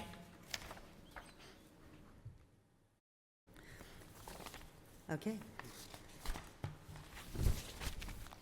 So the next item is, nope, that's not it. The next item is, and please help me say this, neurofibromatosis, northeast, to pass over the town roads during their annual, 14th annual Coast to the Cure on Saturday, September 6, 2025, starting at 7 a.m. With a rest stop at Essex Memorial Park. So moved. And I would qualify it. I would say that you can make such motion, but on the condition that the Board of Public Works also agrees. Did you ask them yet? Pam, when this comes in every year, do you recall whether, I know that they've allowed it each year, but I have not heard from them this year on the specifics of it. Because the applicant usually goes to them separately. So all I'm saying is, so long as they don't have an issue with it, what you're talking about is running over the roads in Essex, not necessarily the rest stop, because you can't say whether the rest stop's going to be there. Yeah, is it running or biking? Biking. And do they have, do we need to have police presence there to, Oh, they do, there's a whole plan. okay, great. So it would just be with that qualification, and I'll verify that they know about the rest stop. The rest stop is a school, right? No, it says Memorial Park. Oh, Memorial Park, okay. So moved. All those in favor? Aye. Aye. And I will say that we didn't get it in an email or anything, but it is in that package, the map and everything. So if anybody wanted to take a look at it, we do have the map on file. Yep. Okay, so we now have the review, a request from the police chief to hold the police department's annual classic car show on Sunday, September. Is this something we have to vote for, or is it a discussion? I'm a little confused. We have to vote. It is something that you have to vote for, because it will, again, affect operations in the town that day. Now, this one's interesting because you have the parking lot down there, and the selectmen actually run the regulations for the parking lot, but it's an area that is managed by the Board of Public Works. In this case, the selectmen are agreeing to the general concept of it, and I believe the chief will be able to tell us about the Board of Public Works potential approval of the use of the area. Yes, so Sergeant Bruce has been delegated as the point of contact for the car show, and the plan is that it will be carried out just as it has been for the several past years. So we're not anticipating any difference with the DPW approving or disallowing. Right, and they're aware of the date, and... Yes, they are. Yeah, so that's all. So this is just the selectmen agreeing that the event should be held in general. So before I take a vote, can I just ask a couple of questions? at the end of the day, is the car show a cost benefit for both the town and for the police? Because I know that DPW is involved, the police is involved. I'm assuming there's some overtime involved with that. So does the funds that come in cover those charges? Cover, not sure. We did receive an email from Finance Committee to break those down. I did forward that to Sergeant Bruce. He's away on vacation right now. But we can break down exactly what it costs in overtime, what the fees are for permits, dumpsters, et cetera. And the DPW could probably provide their staffing needs as well. Traditionally, all of the money that's raised does go into the gift account, and then next year, that gift account money funds it forward. So it's really a community event, not so much as, you know, somebody making a profit on it. Okay, so make a motion to accept the request from the police chief Shamshak to hold the department's annual classic car show on Sunday, September 7th, 2025, from 1 to 4, with a rain date the following week of September 14th. So move. Second? All those in favor? Aye. Aye. Thank you very much. Thank you.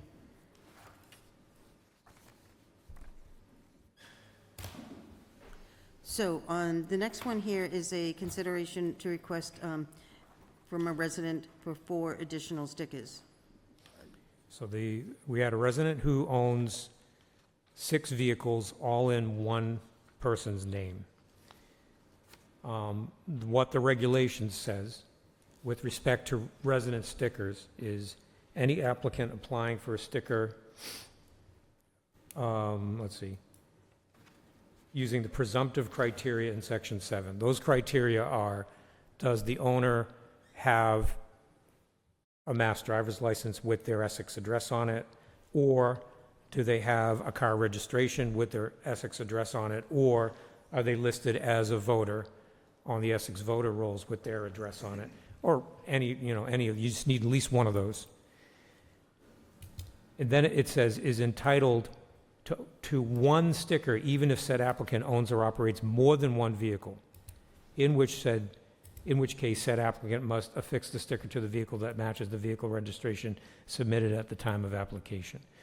Now, in practice, since there's another rule that says no more than 2 stickers that don't meet presumptive criteria, the clerk's office will give out 2 stickers per household, but not 6. And so this would be 4 additional stickers, and the question is it something that the Board of Selectmen wants to vary or not?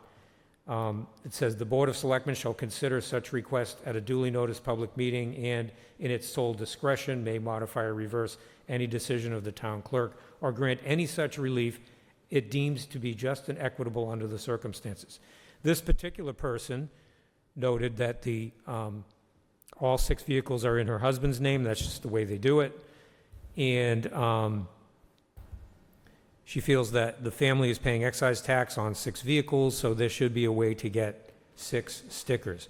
There was a limitation, though, done for a reason, because if everyone had more than 2 stickers, the places that are deemed resident parking only might fill up quicker, and there might be some people who are not getting a spot because multiple vehicles are being used from one household. That was the logic behind it when these regulations were promulgated, and it's up to the board whether you want to vary it or not. This is the first time someone has asked whether they could have these additional stickers. Didn't we encounter this a few years back, though? We did encounter it before. I'm just, looking 4 is a lot. 4 additional, unless, What is the purpose? I mean, you can only She indicated drive one that car. there are adult children that live at home, and the cars are actually, they're driving them, right? Yeah. And so, I have a daughter and a son, and they both have a car, and they want to be able to go there when we're out on the boat, and if we're already there in our car, and, that kind of discussion is what we had. But that could apply to a lot of people. So you have to decide whether or not you want to make the variance or not. yes, Annie? Do these folks all park in a driveway, or are they, so like I have a lick on Pickering Street, so there's limited parking. That, having 6 folks in one you know, we've had 6 cars that, but I didn't know everyone had to have a sticker. Does this family have a driveway? As far as I know, based on the address, yes, Okay. they do. That is a good point. Like if you have 6 cars and you're parking on the street, what do? I guess you get the resident sticker. not- Well, no, you don't necessarily need a resident sticker just to park on the edge of a public way Right, in Essex. You need the sticker to park at Kinnamore Point, right. And the Island Road Boat Ramp, stuff like that. the resident parking at the Centennial Grove, Yeah, some of the parking down here at the, yeah. for your boat trailer at the parking facility, but it's not everywhere. Right, In this case, the family has a mooring, and I guess a lot of people are in and out, coming to the boat at different times, and they don't have a way to easily control when people are going to show up. That's how it was presented to me. And it's not like one person is operating the 6 vehicles. I think there's at least 4 people involved here.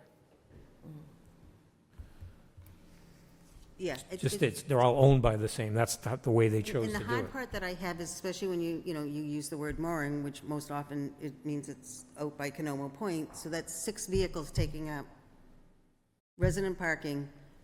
Justly so, they're residents, but at the same time, it does take up a lot Well, of one thing space. you could do, sorry. Here's a question. Is the excise, because they made the excise tax argument, does the excise, what is the excise tax covering? Is it saying I can park, I can move, it's covering the cost of road maintenance, right? Is that what excise taxes are? I mean, I'd have to research how, it's been around for You know what I mean? But eons. he's using that argument, so I'm just wondering, is it guarantee I don't know if that's a you- good direct argument, but I would say this. The board could say, well, no, we're not going to vary it, but if you want to change the form of ownership to the different people that live at the house, then they're going to get their sticker. right. Oh, Yeah, they can do that. Because then each owner will have the will meet the presumptive criteria. Yeah.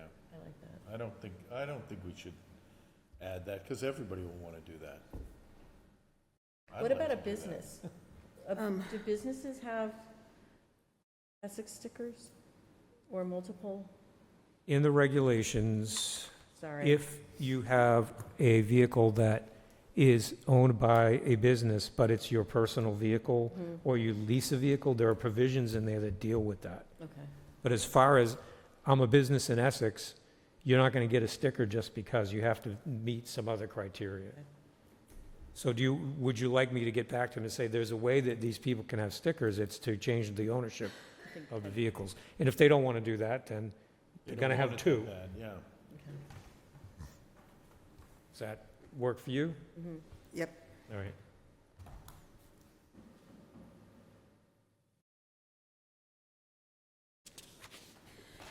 All right, so the next item is consider whether an annual resident senior citizens, and you didn't put this in, but it's a commercial clamming license? Commercial, yeah. Should continue to be offered free of charge. So I did look around and saw that other towns charge 50% of what the regular commercial license is. I think it's a great benefit to a senior, and either we don't increase it and promote it as, this is a benefit that we do offer seniors, or we think about doing what other towns are doing, which is charging 50%. How much is the commercial license? Commercial license is $400 for an annual license, $600 if submitted after the deadline. So if we did 50%, it would be $200? Which is what we $200. charge for students. That's the student fee. Yeah, Two. which is not much if you're making money off of it. I could go either way. When I saw free, I thought, wait. But I think, again, it's promoting that we, because we get this, we don't do anything for the seniors, and that's not true. So, I'd go either way to a half or no charges. I'd What, say- what is the number of people that actually? that was one of my questions I didn't write down. I meant to. I don't have that at my fingertips. Is it something you want me to put on the next agenda? You'll have the data, and then you can vote to make the change or not. with a date specific. Maybe it's next season, whatever it is you want to come up with. Why did this come up on the agenda? Alves suggested that we have Just it. because I had to sign it and I thought, free? Because if it was just to be able to go out and clam for the day or something, but it's a full year round. That's, Right. and I did write myself a note to say maybe it could be on a case-by-case basis. Just because, if I was out there clamming with a commercial license, I wouldn't go out very often at all. But, Yeah, you gotta be in I'll good list, shape. I'll list it for the next time then. okay. And again, and we may end up saying, no, let's just promote it as a, showing. Okay, discuss the desired makeup of a strategic planning committee and consider reappointment of existing members and the possible appointment of new members. So you need to talk about the slate of seats. Originally, there was a seat for Canoma Point Planning Committee, Building Committee, and Essex Merchants Association. At the last meeting, you crossed those off. So that leaves Selectmen, Planning Board, Conservation, Finance, School, Public Works, Council on Aging, CPA, and Open Space Committee. You could also put other committees on there, or you could just run with that slate, which would be 1, 2, 3, 4, 5, 6, 7, 8, 9, versus originally there were 12. So that's the first question. What are the seats? Can I make us up a couple suggestions? Somebody from the chamber, or more importantly, I think somebody from a Main Street business, just because of the flooding issue that keeps coming up, and so I'll throw that one out there. How about an at-large? Oh, I think we had a couple, didn't we, Brendan? Doesn't look like it. Let's see, it may have morphed into that. This is the original Right. makeup from when this was first put together in I think 2014. people came off of committees but continued on this committee. Yes. So they were They were called at large, yeah, you're right. I also was thinking about the museum, since the museum is doing so much in terms of they're also the managers of the cultural something, Cultural District. yeah.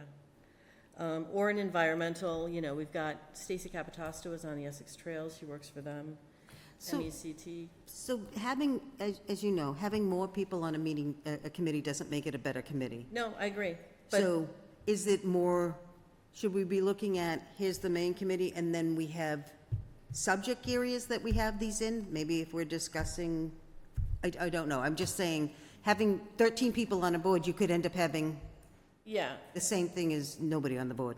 I will tell you from experience that some folks didn't show up, sometimes frequently. I thought what was helpful from having a wide range is that, people like Julie Schofield on Open Space, she knows her stuff. So when it came to those kinds of issues, she was speaking with some expertise. So, and sometimes I think it's also good for somebody on the planning board to hear from somebody from open space or conservation, or, anyway, I also wondered about Canoma Point. Is there any organization out there now, or there's the Chabaco Lake folks too? I'm throwing these out there, I'm not saying they're absolute, I was thinking about it. And then the other question I had is, could you have anybody who actually is an employee who is also a resident represent? Because remember, we had a hard time finding a consistent Public Works attendee. The issue with that is if they're an hourly worker and they see that as an extension of their job, then you're paying overtime to somebody to Oh, be yeah, on. we don't want to do that. Okay. So and I also was thinking about public safety. We don't have anybody from public safety on this. So, That's a good one. I think you listed a lot of environmental ones. If we put them all on, then it would really skew the committee. Yeah. But because there was already Conservation Commission, Open Space on there. what about the Chamber or Main Street? Chamber's not a good one, maybe. And I think,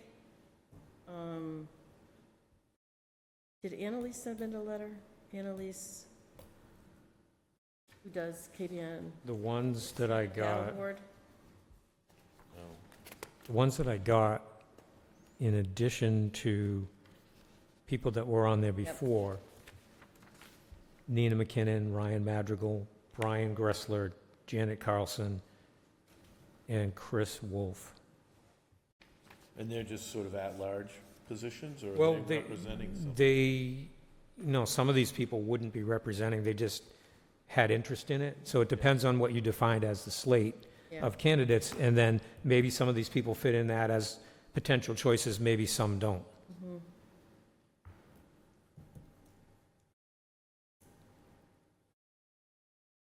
So does everybody agree on the 9 that were already listed? Yeah, Okay. Well, let's go, you mean the 9 committees? Selectmen, Planning, Conservation, Finance, School, Public Works, Council on Aging, CPA, Open Space. Yeah. yeah. So beyond that, I'm hearing that you may be interested in a public safety representative. And who could that be? You're saying police or fire? Yeah.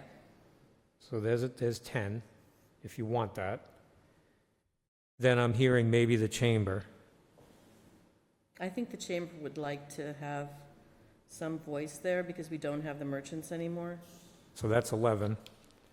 And if you wanted to get back to the original 12, Then the museum. certainly possible. What does the board think?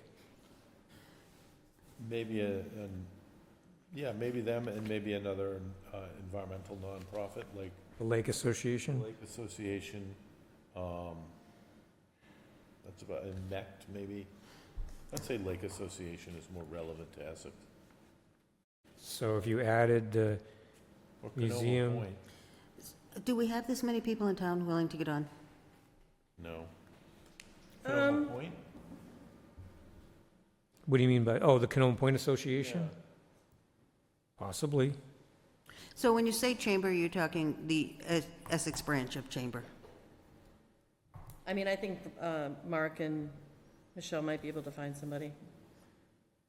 Yeah, maybe just keep it at 2 more. Keep it an odd number. So you want maybe go with 11, which would be the chamber and one other? Public safety and the chamber? Yeah. Who has more at stake right now? I mean, public safety is, there's a lot going on there, so I would say, yeah. And then the chamber, they have a lot at stake right now, too. So that would be 11 if you want to go with that slate.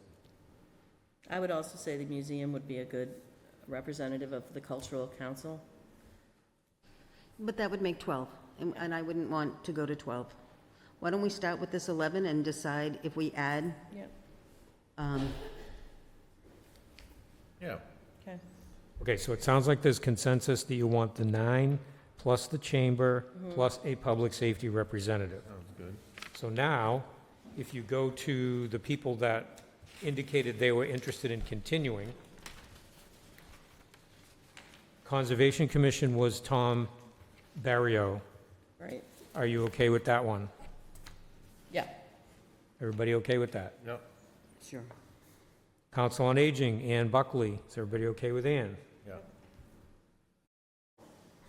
Yeah. The Economic Development Committee was not referenced, okay? We did have interest from, Ryan Madrigal, right? yes, but you've used the chamber there, Yeah. so you don't have to do it. So let's go past that one for now. Planning Board, Peter Lavasser was interested. Is everybody okay with him? Yeah, but Jody wanted to do the FinCom rep, right? Yeah. No, well, we should ask Jody, because Nina was also a name. She's saying yeah. Nina? Oh, sorry. Yeah. Okay, so Planning Board, though, you're okay with Peter? Yeah. Finance Committee would be Jody, who's just said that she will continue. Everybody okay with that? And I'm sorry, I missed the Tom Barrier, he's what? Conservation. Conservation. Julie for Open Space? Yep. Yes? So that's 1, 2, 3, 4, 5. Then let's see, Mark Renzi was formerly finance, but he's no longer that.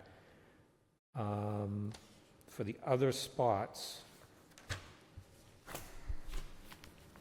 Selectmen, let's start with that.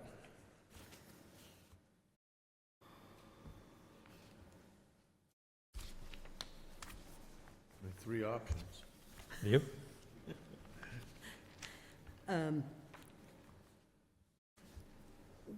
I'd kind of like to know more about the strategic, how often they're going to meet, that type of stuff. I don't want to put myself on another meeting without knowing more details. Once we, Often, apparently. Well, we did it, when Month- we it were was doing monthly. It was monthly, and it was, but it's going to be when we're maybe a year and a half out, 2 years, a year and a half out. and I'm happy to throw my hat in there if you don't want to do it, Alva.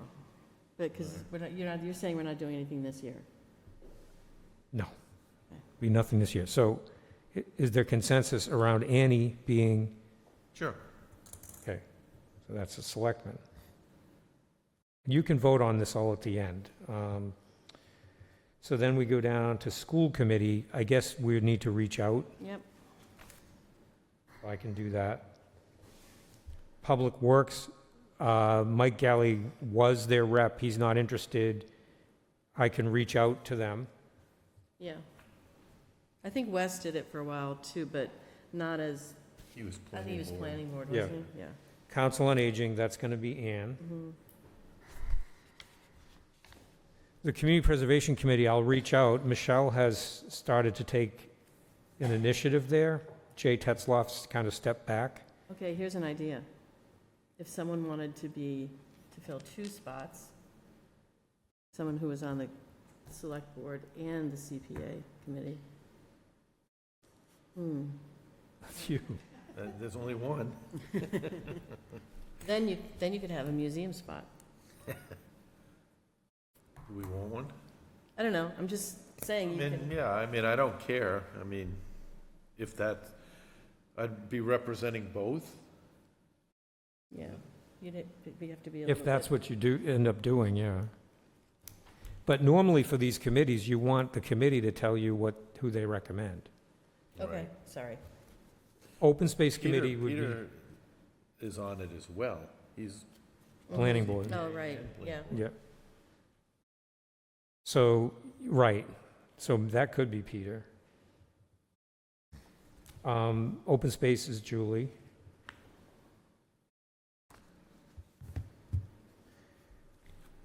And then Chamber, you'll reach out to public safety in the chamber? right. Yeah. Okay.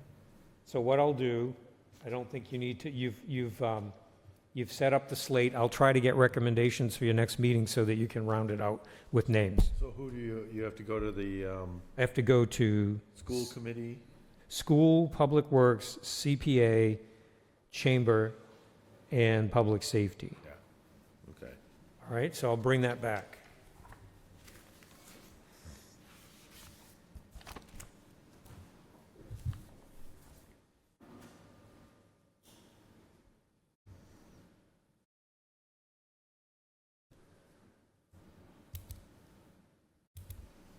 Okay, so the next item is consider whether to allow the YMCA to line the existing full basketball court at the Centennial Grove for the dual use of pickleball courts. Fine with that. I am not. I Why? am fine if they want to use chalk, because it's basketball. It's a beautiful-sized basketball court. If they want to use chalk to line it up so that it can be cleaned off or brushed off and back to basketball, I just don't feel that, I don't ever see basketball games. I just I see have. kids playing and, but not a real basketball game where those lines would get in the way. I would be confused by different colored lines, but our kids actually know how to read the lines. Like, if you go All to over a the field, fields, yeah. they have different lines for different fields, so the kids know how to read those. I personally do not, but I'm not an athlete. So I think this would be a great testing ground to see if pickleball, It's popular. yeah. I don't see it, there's no harm, no foul on this one. for me. I know that I've heard heated discussion saying no, so I know that I don't like the idea of lines being put on there. I don't, the Y doesn't own Yeah. it's ours. I feel like, Why they're asking. So, I mean, I don't care, we can chalk it and see what happens. And if it works out okay, then we can What about let them tape? do it later. What if you did it with tape? Can you do this with tape? I'm sure you could do it with tape, but that's going to be more durable than chalk. Yeah. One rainstorm and someone's going to have to go back out Or and do it. people but- scuff it. that's okay, that's why I want it. I want it to be able to, somebody to scuff it so that they can go and play a game. Yeah. Also, it's for the summer, we're gonna have it paint, it just doesn't seem like the thing, it's a basketball court. It has no fence around it. How are they gonna be able to keep track of the ball not going into the water or not going in down the hill the other direction? Not. I think they have, this is from what Chris Bevilacqua told me, they have nets that go around the Around it? perimeter. I'm sure they're not like tall enough, Right.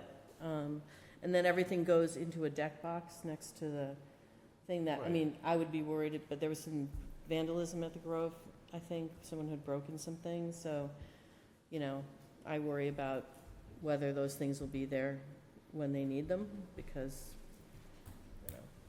And I just feel like chalk would make it so that it's still able to show where the lines are and play it.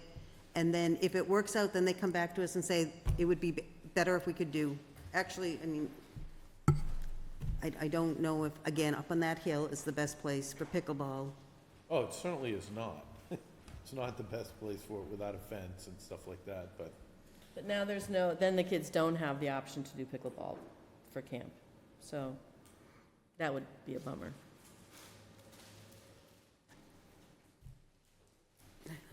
it's not crucial. It's not a crucial thing. We can do chalk and see what happens. So I should tell the Y that if they want to try it with chalk, they're welcome to do that. What about tape? Would you be opposed to Oh, tape? no, I'm not opposed to Yeah, tape. something Something that's non-permanent. removable, You don't want permanent. permanent. Yeah, non-permanent. Okay. Can use tape, all right? I'll talk to Chris.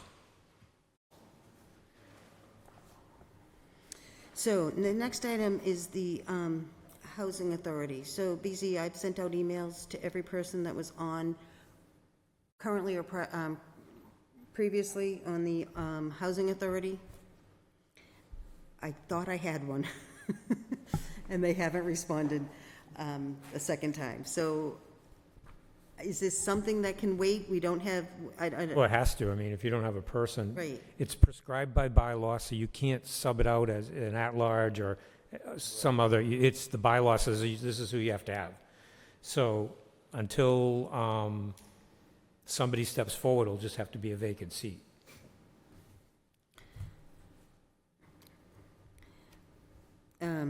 So the next item is consider the planning board's recommendation for the reappointment of Nick Ellis to the Board of Public Works for 3-year term. So moved. Second, can I ask a question about this? Mm-hmm. Why does the planning board is this part of that weird statute? I'm It's sorry. the special act from 1973, again. All those in favor? It was a good year Aye. Aye. That's a for good, someone, everybody was high. I guess. Okay, so the next items, is this, BZ, where we should be doing the disclosure? No, this is a resignation. Not that one, but you should do it prior to the next one. Okay, make a motion to accept the resignation of Mark Renzi from the Finance Committee? So moved.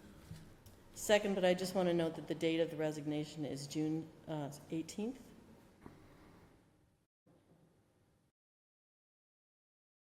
I'll ask Jody. Jody, was the resignation on June 18th?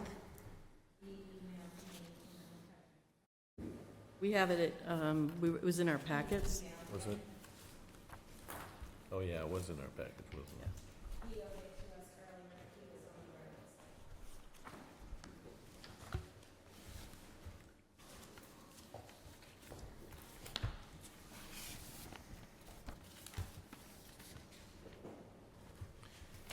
It's the 18th, yes, 8:49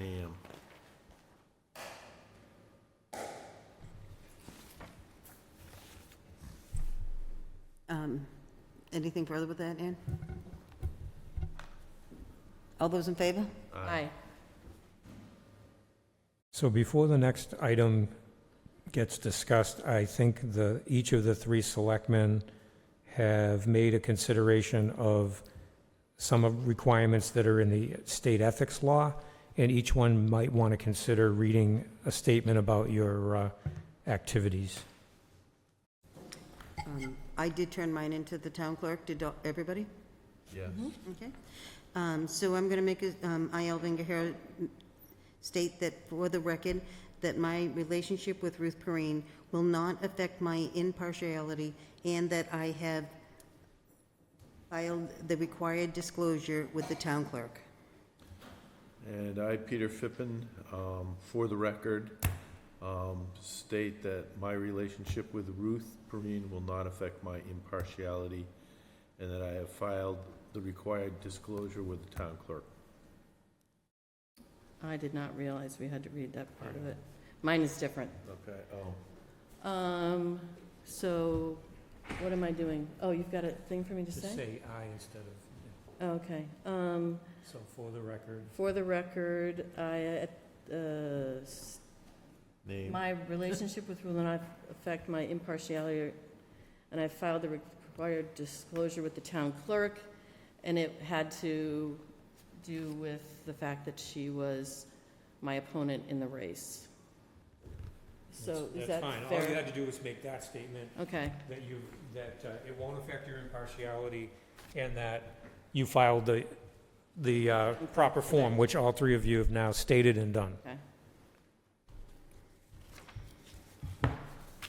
Okay, so the consideration is to consider for the FinCom Finance Committee's recommendation to appoint Ruth Perrine to the Finance Committee. All those in favor? Aye. You want to move the question? I move to consider... Entertain a motion. I entertain a motion to consider the Finance Committee's recommendation to appoint Ruth Perrine to the Finance Committee.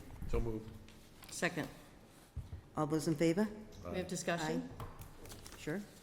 So I have prepared some information on this. I'm opposed to the appointment, and I want to talk to you about it. So I'm opposed to the appointment of Ruth Perrine for the Finance Committee seat on the basis of a flawed process, which I have outlined below, and it's the long one. In 2023, Brian Gressler directly contacted the Finance Committee Chair, Ben Buttrick, after Mr. Buttrick had indicated that we'd be looking to step down in the future. Mr. Buttrick and Mr. Gressler met, and in anticipation of Mr. Buttrick coming off, they agreed that Mr. Gressler would shadow him for the foreseeable future and join when an opening was available. Mr. Buttrick later discussed this in a Finance Committee meeting, but you can't track that meeting because there's only 2 sets of meeting minutes for the year 2023, and this meeting was not one of them. I was at that meeting and I witnessed this conversation. In anticipation of Mr. Buttrick stepping down, Mr. Gressler sent a letter of interest to the committee in April of 2024 and confirmed through Mr. Buttrick that all members had received it in May of 2024, as receipt was never acknowledged by the committee, nor did the committee member follow up with him and his offer to respond to any follow-up questions. On June 13th, 2024, an opening on the committee came up and 2 candidates were considered, Mr. Gressler and Kurt Siebert.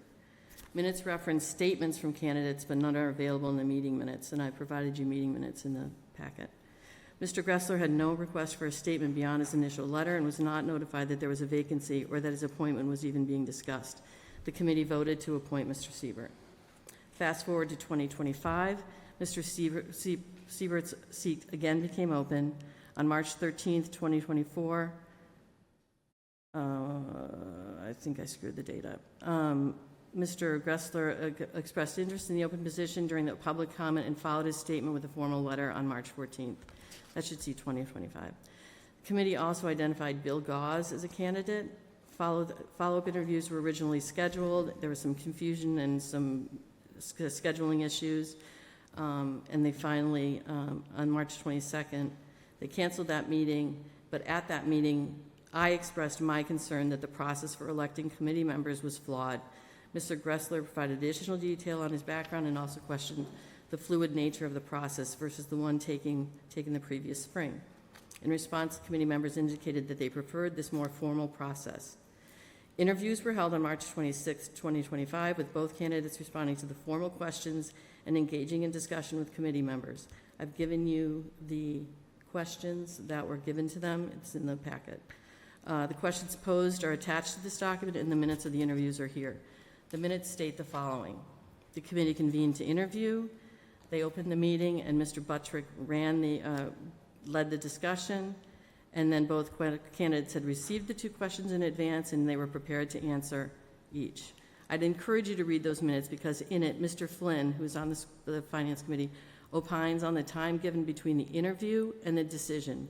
So they interviewed one day, and they said, we're going to decide another meeting.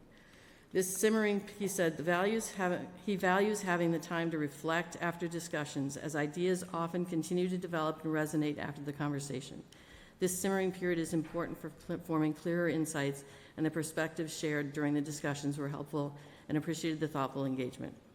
The final vote was held on April 3rd, and those minutes are also reflected. They show the committee contemplating the two candidates, with the committee voting for Mr. Gause, and the reasons are provided. I've given those in your packet. There are three adjacent points I want to make here. First, as we approach the town meeting and the town election, there's no public record of anyone from town leadership supporting the override for schools. No letters of support, no public statements from the Board of Selectmen or the Finance Committee. We know that this was a choice because we've seen the Board of Selectmen and Finance Committees of other towns who are members of regional school districts, including our own partners, directly weigh in on overrides or school budgets. That was not the case here. So local advocacy for passage of the school override fell solely to volunteers, and Mr. Gressler was one of the core group of organizers. Mr. Gressler has been quite vocal about his fiscal philosophy and his opposition to the fiscal policies of town leadership, especially coming into the school budget vote. On May 12th, 66% of voters supported the override in spite of no support from town leadership. Second, on the night of town meeting, this board, the Board of Selectmen, voted to appoint Ms. Harris to the FinCom and to the EDC. This is the first time in at least 10 years that these kinds of appointments have been made before the town election, and I've provided you with a list of when they were done in the past. Third, on that same night, voters adopted Article 42, changing the nominating body for Finance Committee members from the Finance Committee to the town moderator, which was suggested in a 2015 financial management review from the DLC. And from that report, it says, the self-appointing aspect of the Finance Committee bylaw is uncommon, and with good reasons, since it could skew towards a homogeneous membership or at least fuel perception that the committee does not represent residents' diverse points of view. As an alternative, we suggest assigning committee appointing authority to the town moderator, as many towns do. The moderator exists to protect the integrity and interests of town meeting, which corresponds with the Finance Committee's role. We believe this change will help promote the committee's diversity and autonomy while also minimizing the impact of politics on the appointing process. On June 5th, I sent an email in violation of open meeting law, I acknowledge it, to the BOS, Jody Harris, and Ben Buttrick, saying that I would not support the appointment of Mr. Renzi to the Strategic Planning Committee as a FinCom rep, as minutes available at that time reported that Mr. Renzi had only attended 5 meetings in the past 2 years, and that they should reconsider his membership on that committee. All of this brings us to this appointment. On June 11th, the Finance Committee's agenda, which was posted on June 9th, noted this: board reorganization / open seat. That night, the committee was informed that Mr. Renzi resigned from the Finance Committee, but again, his resignation letter is dated the 18th. It noted, and a vote was held for his replacement. Note that Vice Chairman Buttrick had no idea that this would all be happening on the same night. He's the Vice Chairman. Also note that I have attached Mr. Renzi's resignation. It's in your packet. A week after, blah, blah, blah. No notification was sent to Mr. Gressler that there was an open seat, despite the fact that his prior letter of interest indicated that he would consider any seat for fiscal year 26. I cannot speak to Mr. Siebert's prior knowledge. Ms. Breen did have prior knowledge because apparently she had submitted a letter of interest on 5/19. So the committee considered the 3 candidates with only 1 in attendance. No questions were provided to any of them. As had been done before, no interviews took place. No deliberation occurred in a subsequent meeting. Ms. Breen's appointment was confirmed unanimously. In March and April, the committee adopted a process. in response to criticism, which they roundly applauded as being effective, and they have now dropped that process. At town meeting, the town voted to change the appointment process for the Finance Committee. Reviewing all these events leads me to believe that the Finance Committee has fallen into the trap that the DLS feared. They are not looking for a wide range of viewpoints, but the Finance Committee is an advisory board to us and to the town, and I want a range of viewpoints to inform our decisions, especially since town leadership read the support of schools so wrong this year. This is the kind of behavior that prompted the citizen positions of Articles 42 and 43, and this is also why I ran for this seat. The final decision on appointments comes to us for a reason. We have a decision to make about whether this process was consistent, open, or transparent, or fair, and I don't believe it was, and I will not support this appointment. And I also want to know, is this how we're going to do business? Because this is not how we should be working. If you're going to have a process, you follow the process and you're fair. And this was not fair. So, thank you, Annie, for that. Yep. I'm going to ask Jody to step up because I'd like to know whether or not the process was not followed. So I did receive a letter of interest from Ms. Perrine. We had discussed Mark Renzi's seat prior to this, and Mr. Renzi provides a unique perspective to the Finance Committee, but he is not always available as he travels extensively. So a conversation had been had prior to that to ask him if he would be willing to step down. When I received your letter, your email, Annie, I then acted on your request to replace Mark Renzi and bring forth a new candidate on the committee. That is the process that we followed. We had 3 candidates before us. We had interviewed Mr. Siebert before. He had worked with him. We had interviewed Mr. Gressler. We interviewed Mr. Gressler extensively, and we had experience with Ms. Perrine as she, since she was a selectman and even before, had attended every single Finance Committee meeting. So we had a robust discussion regarding each candidate and the pros and cons of the candidates. It was clear, and I think Mr. Buttrick was very clear, that Mr. Gressler had been very positional when we had interviewed him. And it's really important that our work on the Finance Committee is not the work of the school committee. That budget comes to us, and it is our job to fit that into our entire town budget. We cannot make the decision for our taxpayers. It is not in our purview. We work under Prop 2.5, and when the school budget goes outside of that, which it really hasn't done in many years, a couple of years ago we used some excess capacity, but we have no excess capacity remaining. So in order to fund the school budget needs to go in an override. Is this about process? So our process, the process that we've seen over time, and I've only been on the committee for a few years, when I was appointed to the Finance Committee, I was in the audience, I had a comment, they had an open seat, they made a motion to appoint me, and the next Selectmen's meeting, I was appointed. That was the process prior to that. I feel like we've had a very open process and we've vetted our candidates. So we knew who our candidates were. We did not interview Ms. Perrine that evening.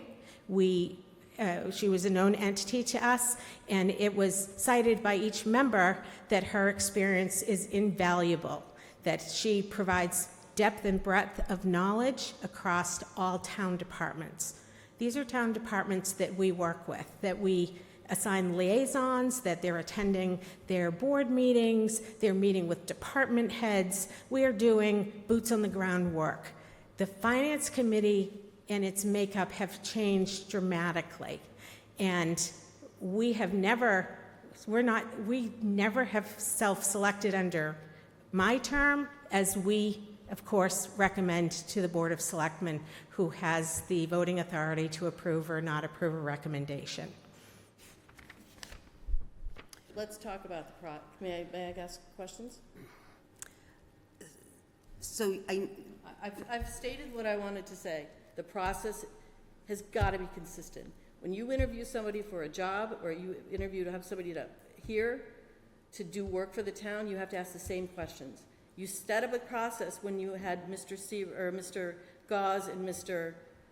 Gressler before you, because I think you wanted to find, I will tell you, I think you guys are trying to block Mr. Gressler from participating on the Finance Committee and blocking someone who's a strong advocate for schools. That's how I read the situation, and that's how I read the situation. I think you're trying to keep that homogeneous, agreeing group, so. So, and I keep hearing that, and I heard it at town meeting, and so Annie, tell me, is the school committee not homogeneous? Actually, no. Well, I disagree. I went and looked at everybody's LinkedIn, because I was trying to understand. They were elected. This is being appointed, and, no, but we have the final, there's a reason it comes to us. Do we want to have a homogeneous group of people that are selected through a process that changes on somebody wanting to block somebody else's So viewpoint? when you say homogeneous, it just means they're fiscally responsible, and you. Oh, that is I'm asking. When I see homogeneous, I'm looking at. I did the same thing with the FinCom. Who's on it? What kind of roles do they have in their real life? This is a volunteer job. How homogeneous is it? If it's fiscally responsible, I guess that if I talk to people, they go on FinComs because they are fiscally responsible. I think Brian is a very good candidate, but that's not about the person, it's about the process. You establish a process, then you change the process, and you do it all in one night. There was not even a chance for anyone else in town. You could have had 3 or 4 more candidates, you don't know. But no one knew that there was even an opening. And all of a sudden you don't have the same process, you don't have the questions, you don't have the interviews. I think this is a bogus process, and I'm really glad that the town meeting decided to have the moderator appoint, because I don't think this Finance Committee can do it. Well, and I'm glad you brought that up, because I will say that we probably need to understand what his process, or I should say their process, will be, because right now we know nothing. Mm-hmm. And I'm sorry that one person says, because, oh, I like you, you're going to get on it. I don't know that that's a process either. So we need to work on that. Anyways, So the process is that the Finance Committee votes somebody in, and that's what they did. I mean, they use whatever information, whatever process they need to do that. And I think that's what they did. I don't have a problem with that process. You don't think there's a problem that Ben Buttrick, who's a vice chair, had no idea anything was coming up? Did anyone in the committee have Ruth's letter before that meeting? Because Ben didn't see it. That was a surprise to him. No, we did not, because I acted on your email. Okay. So I was very surprised to receive your email. I have actually not heard a word from you, Annie, since you were elected, or since I congratulated you and said I would look forward to working with you, and received no response. Yep. I received this email. We were not intending to move on it. I felt like you wanted a directive. I felt that although you talked about not overstepping and not micromanaging, I felt that I was being micromanaged. We moved ahead and we brought it to the committee. At any point during our meetings, any committee member can ask to change the process, to stop the conversation, it's a very open meeting. It is not prescribed in any way. They could have said, I don't want to do this. I think we should do it a different way. We are not a homogeneous group. We are all very different people.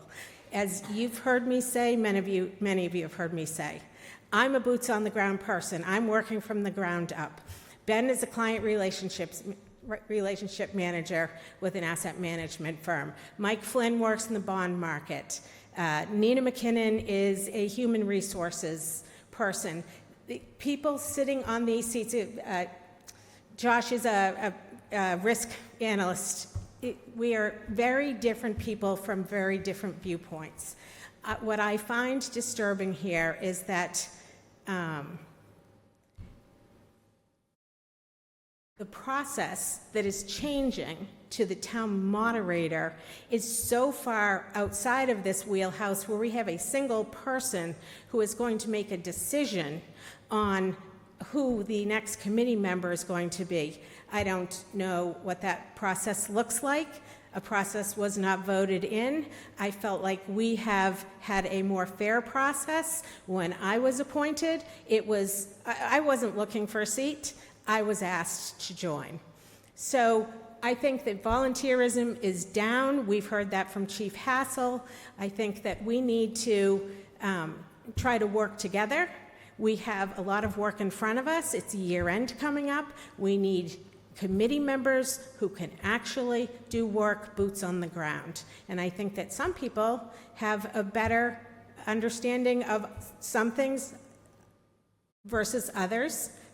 Our job is the town finances, town departments, how they're working, what their capital needs are, how we are looking out for the next 3 to 5 years for operational expenses. We are working hand in glove now with department heads, which I think is a huge step forward from where the Finance Committee was 3 years ago. We do things in a process that was never done before. When I You bring follow things- it this time. They didn't have a process. You established a process in the spring. You didn't follow it. And I agree with you. None of the committee members opposed it, but you're the leader, and that is the issue. This is about leadership. And how are we going to... I've said my piece. If this is how we're going to do business, I'm glad you told me. And people in town should know, when you put your name in to volunteer for things and you're a new person, know that what you're walking into is not necessarily fair. And I don't agree with you there, but Yeah, I know that's your opinion. Yep. So I will take that vote. All those in favor? Aye. Aye. No. And I'd also like to make sure that the Finance Committee members, all of them, whatever other committees they're on, that they are not spending money and they're abiding by that bylaw. I'm sorry. Finance Committee members, we should do a review. What other committees are they on? Do those committees spend money or allocate money? In Whatever. accordance with the bylaw. I can check all that Thank for you. you. Okay, so the next item is to make a motion to vote to approve the request for the Finance Committee for a reserve fund transfer in the amount of $10,000 to fund the unforeseen legal expenses. So moved. Second. What are these for? So we've got them listed on the form. We had a number of things that have come up this year that were unforeseen, including a prolonged Department of Unemployment Assistance case where we needed legal counsel at several junctures. Do you have the form? What form? Well, we probably don't have it with us right now.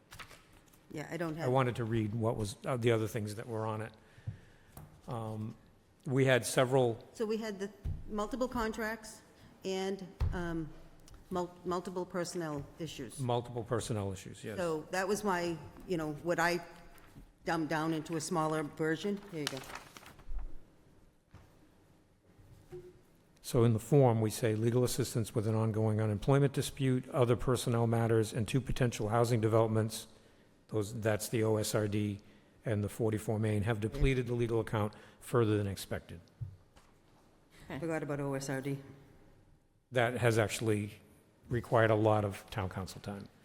And we don't know who's going to apply for what. Right. Is there any value in kind of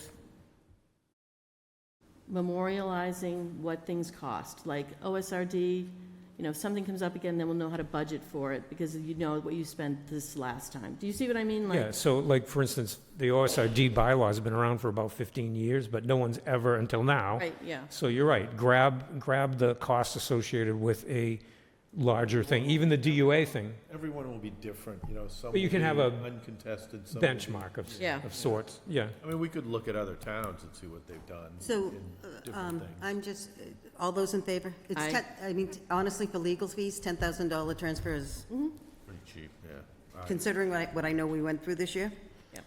Yeah. Okay, so Annie, the next one item is you, which is, you were at the Chamber's, Government Affairs Council, yeah, so that was, basically, you know, they have a review of kind of everything that's happening. I introduced myself. They went through some questions, or some issues about what's happening with MBTA zoning updates. And then they talked about all of the events that the Chamber has coming up in the next, during the summer, which is considerable. But I also wanted to tell you that I am working with Michelle and Mark on a project to look into permitting. I think were charged with something like a checklist or something. So What I'm, kind of permit? town like, plan? what's the town, like, what are the permitting processes? Oh, like- for the town? Yeah. Yeah. And talking to different businesses about what was your experience?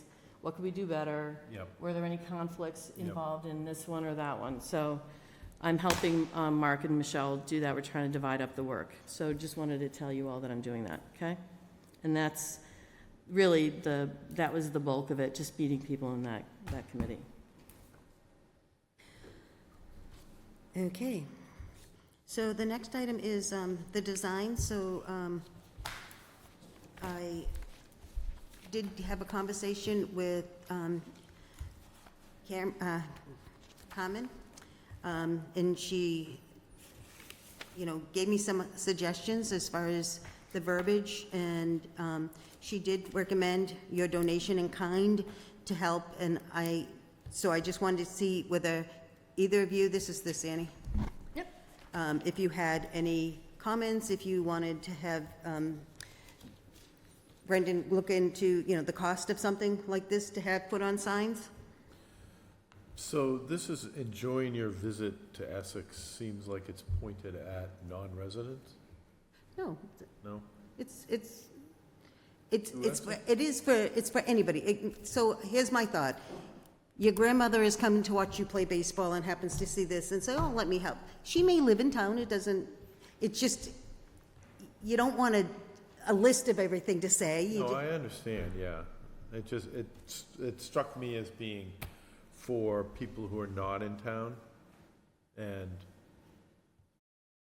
I don't know, I think that they're gonna be less likely to donate to the town of Essex than people who live in town and have I more don't know. benefits. We may get no donations, but if we don't have something to try and see. I agree, I So, agree. I mean, do you want it to just say enjoying Essex? I don't know.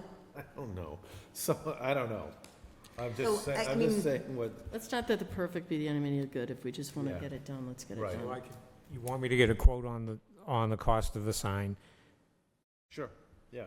And what areas can you think of? Because we got to have ask what the quantity is going to be, that'll affect the cost.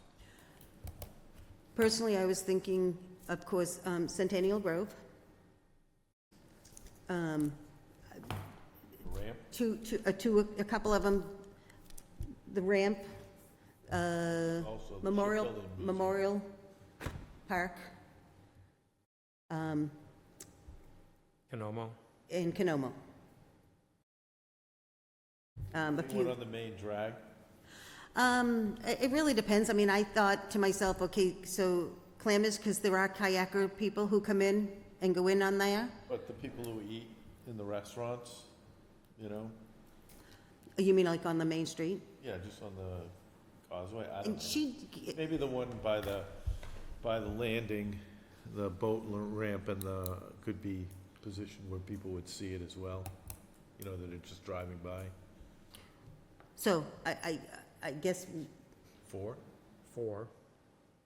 no, I'm not saying one at each place, and that won't be even noticed either. I mean, I think at least probably, let's see what the price is. If they come back and say you get 10, it's the same as you get 5. All right. Yeah. And then we'll talk about it next meeting. Okay.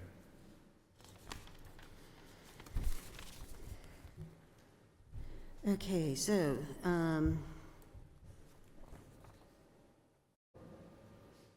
so as far as the discussion on the sequencing of the events on the Board of Selectmen agenda, so I will hear your thoughts, but I know that I will also probably come up and make some changes. So, as far as, is it the agenda items that you want adjusted, or? Oh, I mean, Mark Lynch is the one who came and said, would you do public comment at the beginning and the end? I think it's, So public comments, I started listening to a couple of towns' meetings to see what they do. The public comments, there isn't one at the beginning and the end, except that in some cases it is, the beginning one is non-agenda items, where another one is agenda items. I think having it at the very end probably isn't the kindest. We could probably move it, but it really depends on the night. you should be consistent so that people know. No, I'm saying that, yeah. I would I know that some people had said, wouldn't it be great if every item had a comment? Well, I don't, never get out of here. we'd never get out of here. I mean, I would suggest beginning and end, but, you know, you can build some parameters around it, you know? Well, one of the things that I'd prefer to promote is that the agenda comes out on Thursday, and they can email the select board Yeah, written comment. written comments so that we have time to digest it over the weekend. Oh, you know what? Jack Gale had written that letter, was supposed to be written into the record, read into the record. I forgot about that. What, your comments from earlier? No, Jack Gale had sent a letter and said, please read it into the Oh. record, and we didn't do that. So I don't know how you want to handle that, but anyway.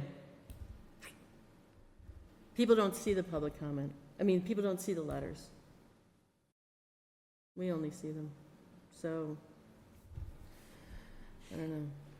I would like to have beginning and the end, but with boundaries on them. And I'll think about that. I mean, I do the same thing. I feel that there should be definite boundaries. Yeah. Because we're here to do a job.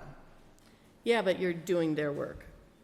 So one thing that they said at this training that I just went to was gauge the crowd, how many people you think are going to comment, and then you adjust that I think you can adjust in the moment and say, we're only going to take 2 minutes per person. The board does have a public comment policy, and if you're going to potentially make changes, this policy would have to change with your vote.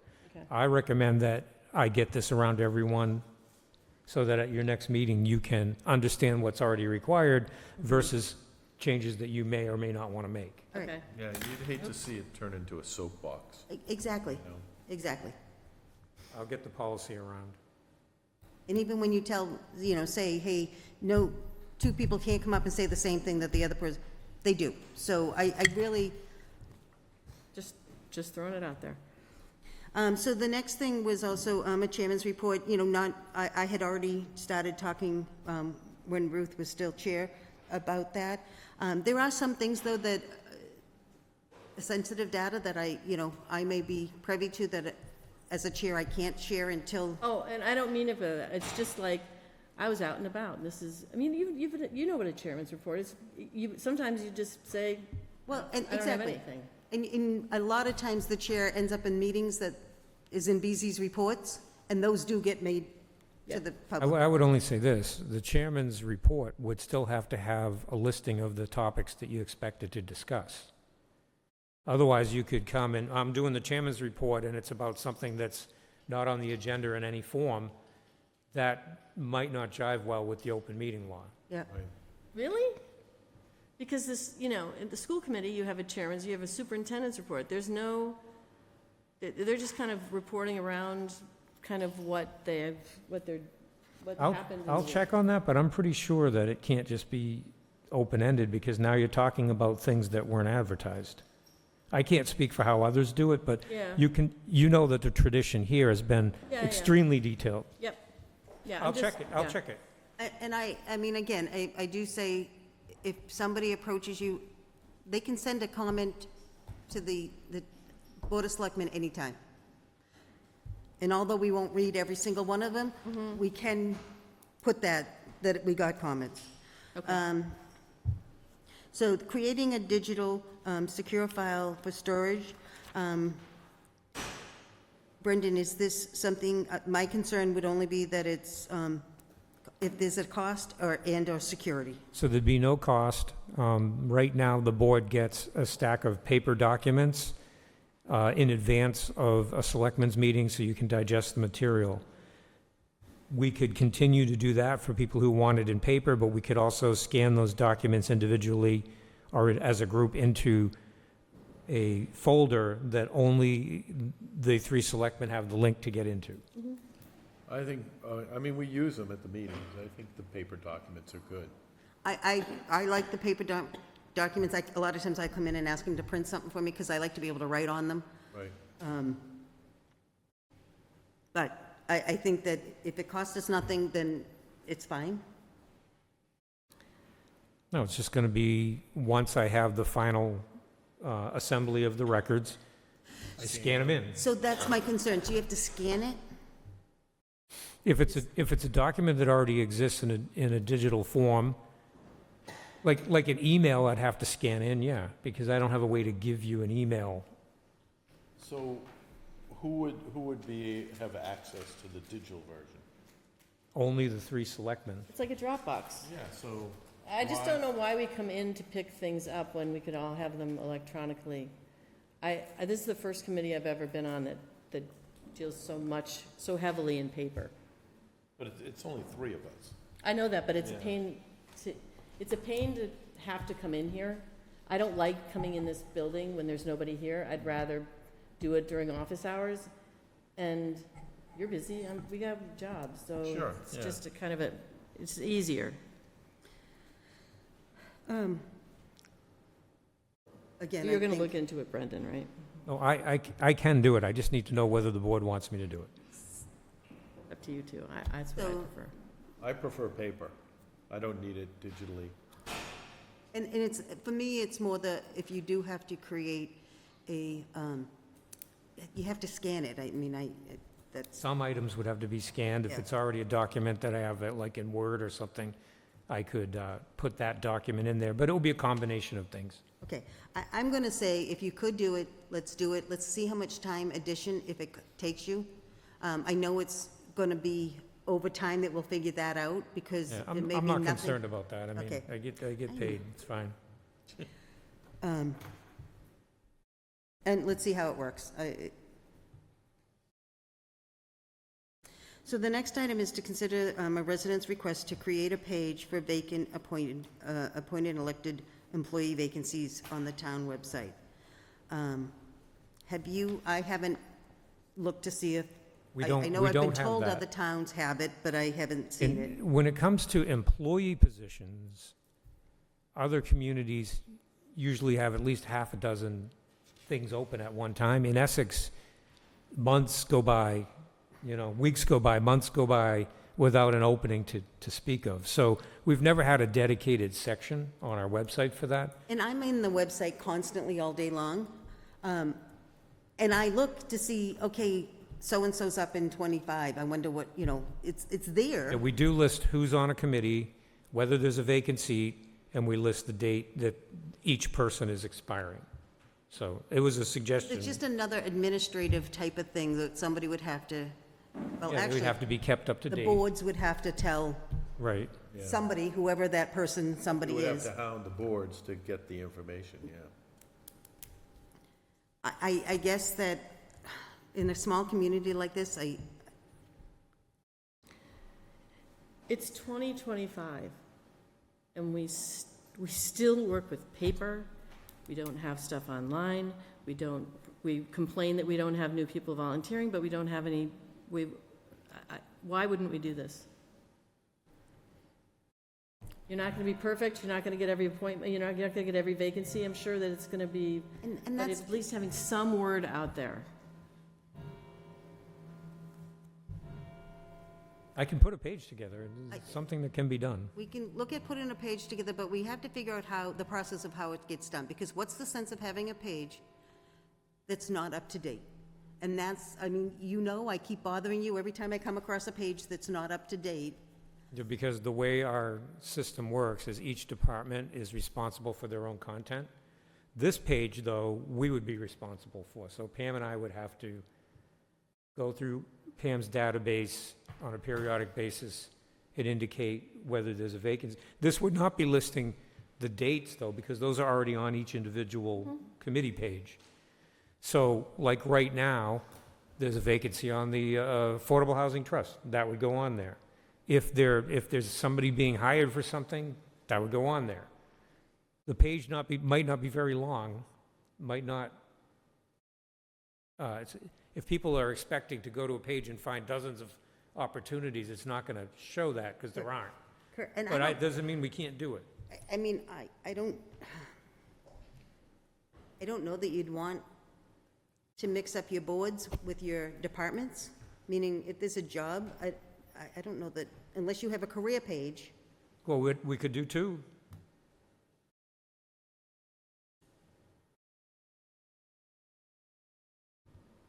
Yeah, I'm more how are you gonna get, when the CPC needs a new member, how does that get communicated and then get it on?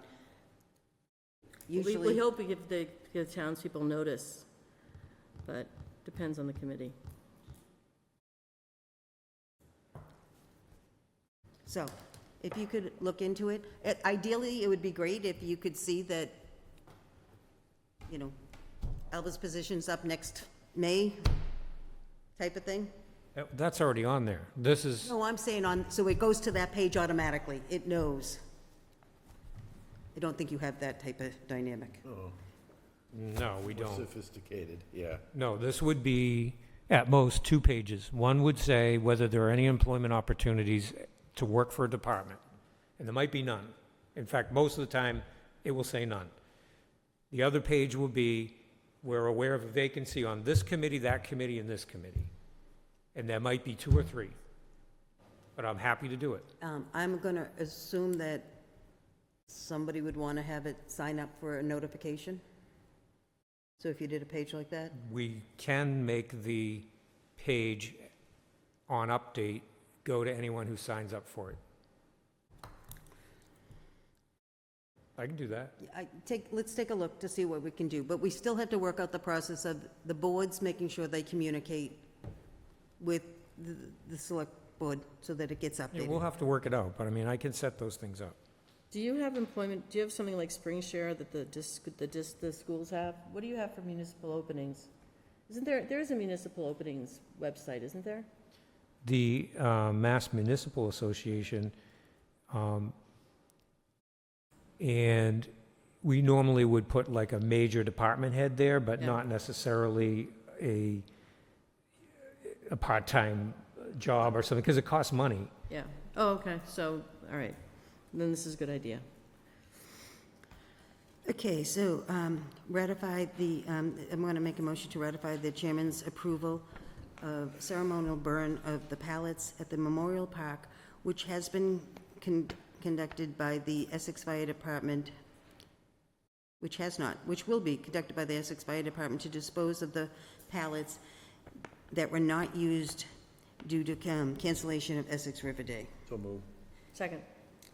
Before I go into a vote, this is so Essex River Day, the police are gonna burn this. I'm just a little concerned that, one, as I told you, the pallets are spread out. I wish that it was in a better pile. And now the cost of, after the fire department does their thing, we still have to get the DPW over to do vacuuming of the nails and all that stuff, right? Yes, but I had an idea. The dumpster that is there will accommodate all of the pallets. Why not just throw the pallets in the dumpster? And then light it on fire. What do you think?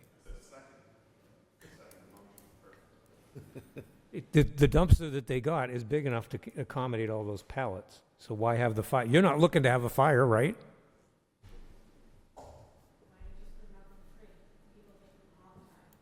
And because somebody would need to put them out, and that's the problem. I don't have anyone to do that.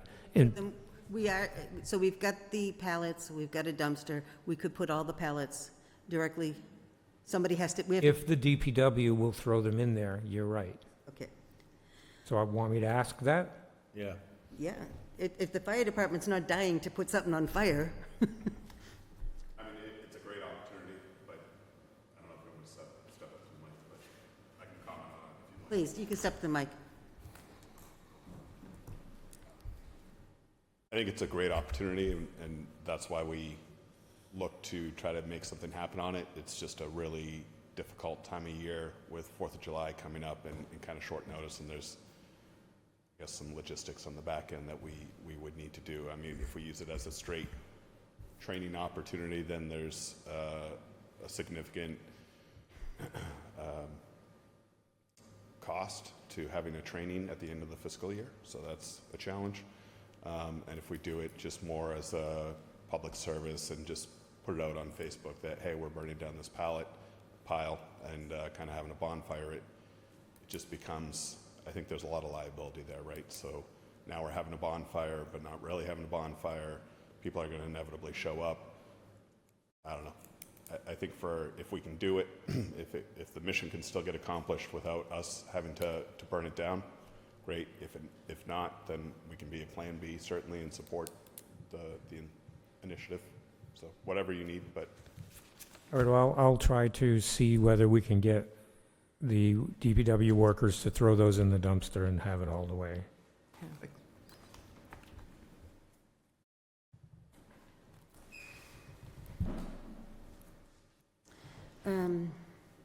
And does this next one with the review, the signature of letter to the U.S. Coast Guard? We have the grant shipbuilding first. Yeah, the shipbuilding. So the board considered whether the town was going to do a destination development capital grant at your last meeting. The board wasn't interested, and we said, maybe the museum. Turns out, even though there's a short turnaround, the museum is going to try to do an application to make the town's building handicapped accessible. And all this means is we'll probably be asked for a letter of support. So as long as the board is in support of this and you vote for it, that letter of support can be signed by the chair when it's available.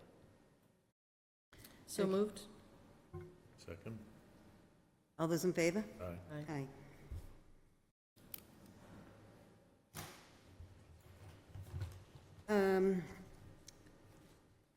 The only thing it says items that could not be reasonably anticipated by the open meeting law posting deadline. You want to do the Coast Guard first, or? Oh, sorry. Where did I miss this? The shipbuilding, and then there's the Coast Guard. Oh, you put it on the new one, not on the old one. You might have had a copy that predated it. This, Okay, so sorry about that. Okay, so this- then, yeah, this was put in on Thursday, but it's the second version on Thursday.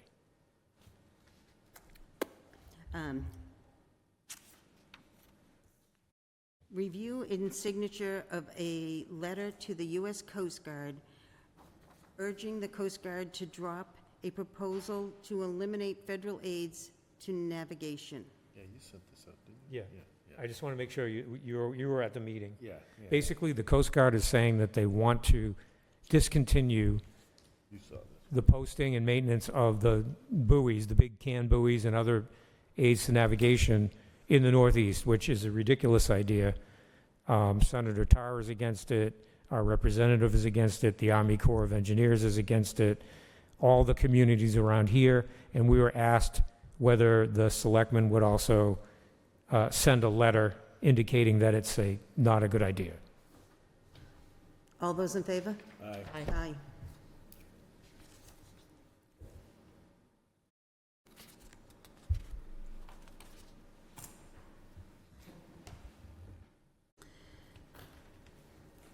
Give it to you.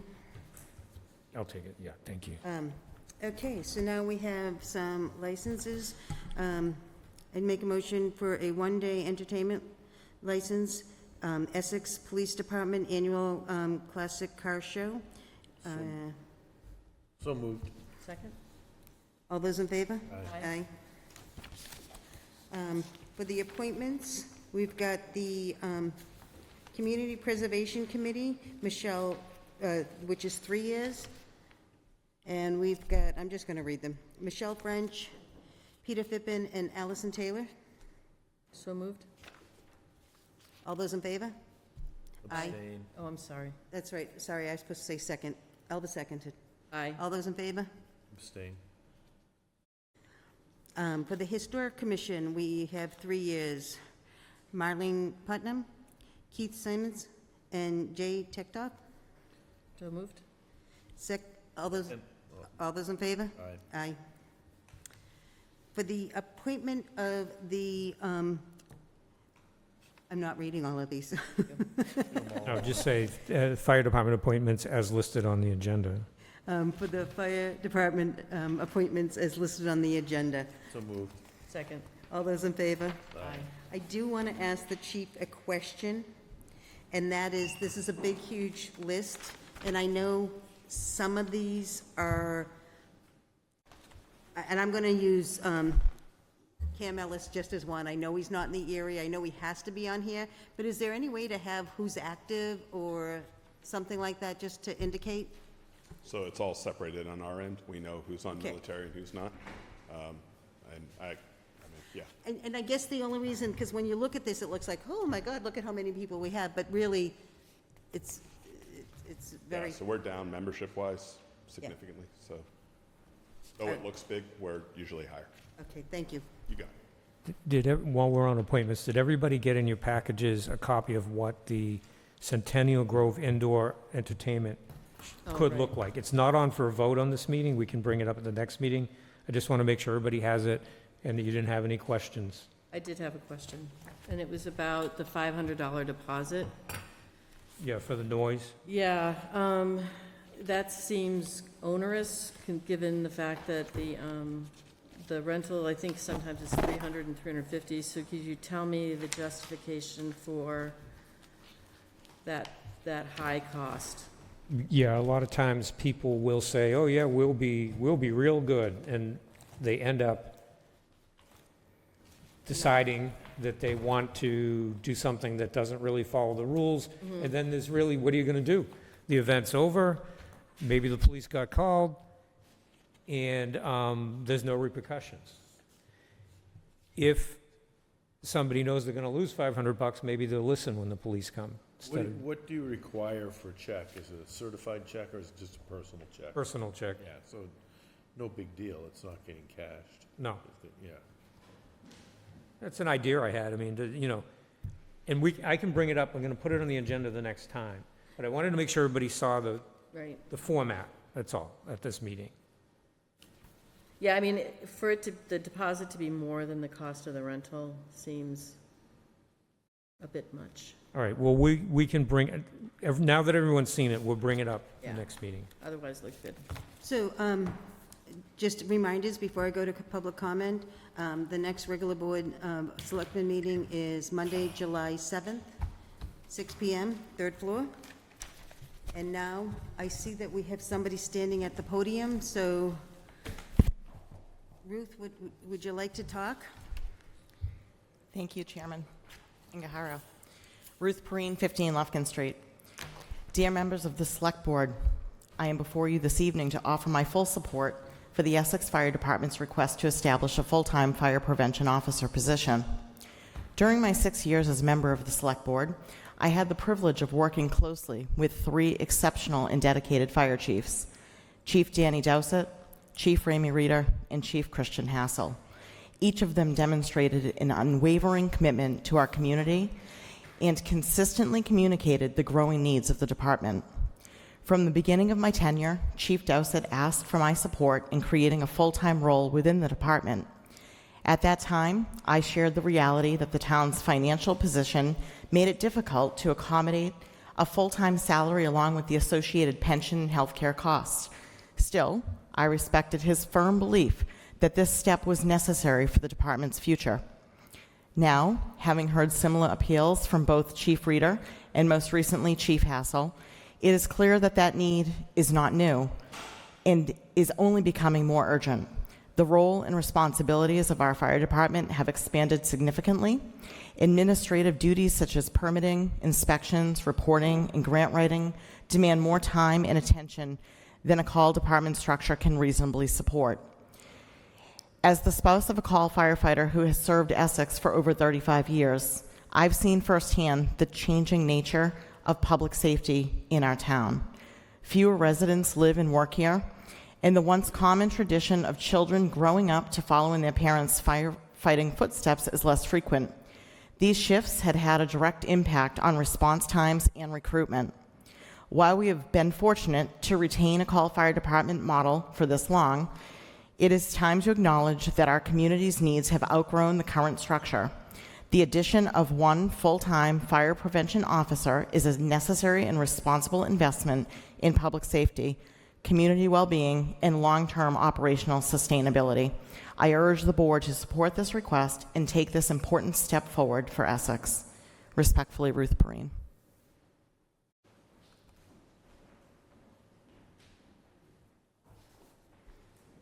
Kate Koch-Sundquist, Dodge Street. In May, Essex voters came out loud and clear. Our Finance Committee repeatedly stated and continues to state in open meetings that there is, quote, no appetite for an override in Essex. The voters of Essex proved them wrong. The Finance Committee maintained that their process for appointing new members was unbiased and transparent. The voters of Essex said it wasn't enough. Town leaders maintained that they were headed in the right direction and attuned with what their community wanted. Voters disagreed. The times are changing in Essex, and it is time for our leaders to listen. Voters trust you, the Board of Selectmen, and you, our town administrator, to lead with integrity.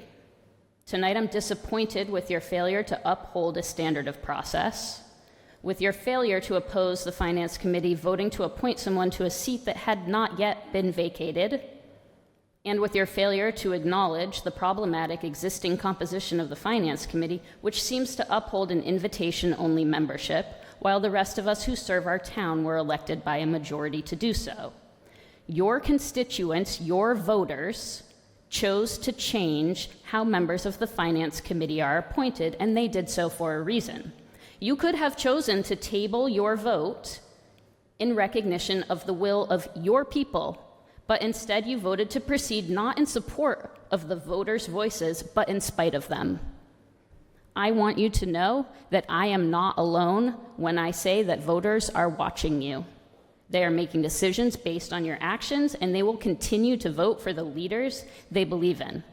When other leaders turn a blind eye to the issues that matter to us, the voters, we will vote for leaders who stand for the values we uphold, and it is entirely up to you whether you will be one of them. May I make a comment?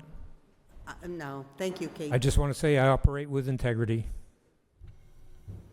Jody Harris, 21R Spring Street. Just a couple of comments on the tennis court situation. The tennis courts were meant to be a privately funded project, and the original cost was $120,000. We had $110,000 in the bank, so to speak, between CPC and donations. This will be the second time that the fundraising efforts will use the money that's being raised to develop a plan. It happened, I think, in 2015, and it was considerably more money than the $55,000 or whatnot that was turned over.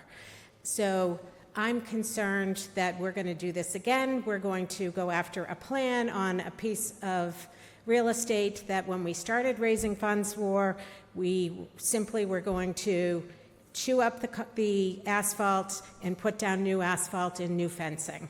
And now they're talking about raising grade, going down below grade, testing, and I think that we're going to waste valuable funds that were fundraised for a private project. So for that, I totally oppose spending the fundraise money on any plans or engineering. Secondly, taking down the fence. I would caution you that taking down the entire fence may create a public safety issue. The fence on the side of the small children's playground, I think, should stay, or the curbing at least should stay, because just because there are a few bushes doesn't mean that somebody can't back right through and onto that playground. So I think that's a public safety issue. The pickleball on the basketball court at the Grove. I strongly oppose any movement toward pickleball on the basketball court. We did look at it as an option. It has no fencing around it, but even more so is that if you put anything, even temporary there, you'll end up with pickleball players, and the pavilion will become unrentable. So no one is going to pay the fee to rent the pavilion and have pickleball next door, and then we'll have an enforcement issue because we really won't have any teeth to enforce. So I strongly suggest that you reconsider that. The ceremonial burn of pallets, I think, is a waste of town resources. The dumpster that we will pay for if we fill it up, when we should just have it returned for a roll-off fee instead of $700 out of the town's accounts, I think is an incredible waste of money. Regarding strategic planning, I think that economic development should have a seat. I strongly recommended Ryan Madrigal. He's very experienced in planning and construction and creating downtown districts. He is a talented guy, fairly new to Essex. I think he's lived here 4 years. And Historic Commission was left off of your list as well. My last comment is regarding Chief Hassel's request for a fire prevention officer. This was discussed. He has liaisons that have been working with him regarding this request. I know that it won't come up until fall town meeting, but some of the metrics on that, the delta is about $55,000. If we were to move forward with it in November, the delta is around $25,000 to get us there using what they have for staffing already, and swapping out the fire prevention officer and an EMT and filling one of those shifts. So he has done a lot of the work. I think that this was not on the table because the wage issue was on the table across the board for all of our firefighters and EMTs, and some of the events that have happened very recently, I think, have really concerned Chief Hassel as far as station coverage and availability. And I will again say, I'll reiterate that the people who are rolling off of the fire department are the exact people who are turning 60 years old this year, which is moving us to that 38% of over 60-year-old for our town. So it is important to note that those are our main call firefighters, and when they roll off, it will be important to have us to be building toward at least a couple of full-time people based on our conversations. But he, again, has been meeting with the Finance Committee members, and when he's prepared with a full plan, we will invite him to come and present that to the Finance Committee. Thank you. Anybody online? Oh, sorry, do you mind if I check to see if there's anybody online? Because it seems to be dropping down, and I just want to make sure I'm not missing comments. I see a chat. Can you unmute? If somebody wants to talk, can you unmute? Sure. I hear you quietly. Is that better? I'm yelling on my end. Hi, Brian. Yeah, we can hear you, but it's quiet. I don't know if the people in the audience can hear you. All right.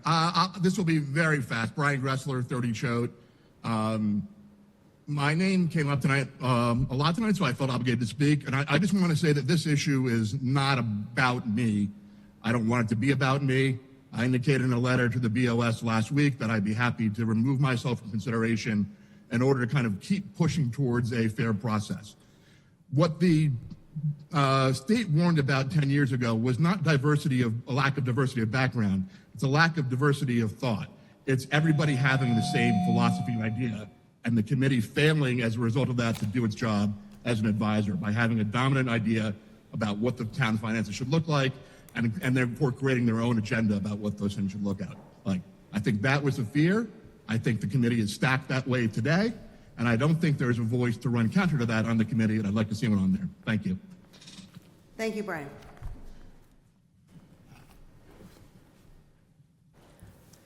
Shelley Bradbury, 79 Eastern Avenue. I appreciate each of the Board of Selectmen seeing a statement of oath that they would be impartial to the vote for the appointment of the Finance Committee. I am going to make a complaint. I feel that Selectman Cameron was not honoring her statement. She was clearly biased. She had a vendetta against the Finance Committee about the committee members' appointment for Ruth Perrine. And I just feel, as a resident and also a planning board member who upholds their oath, that I require that. All of us must hold that. And I felt like that crossed the line, and I think something needs to be done about it. Thank you.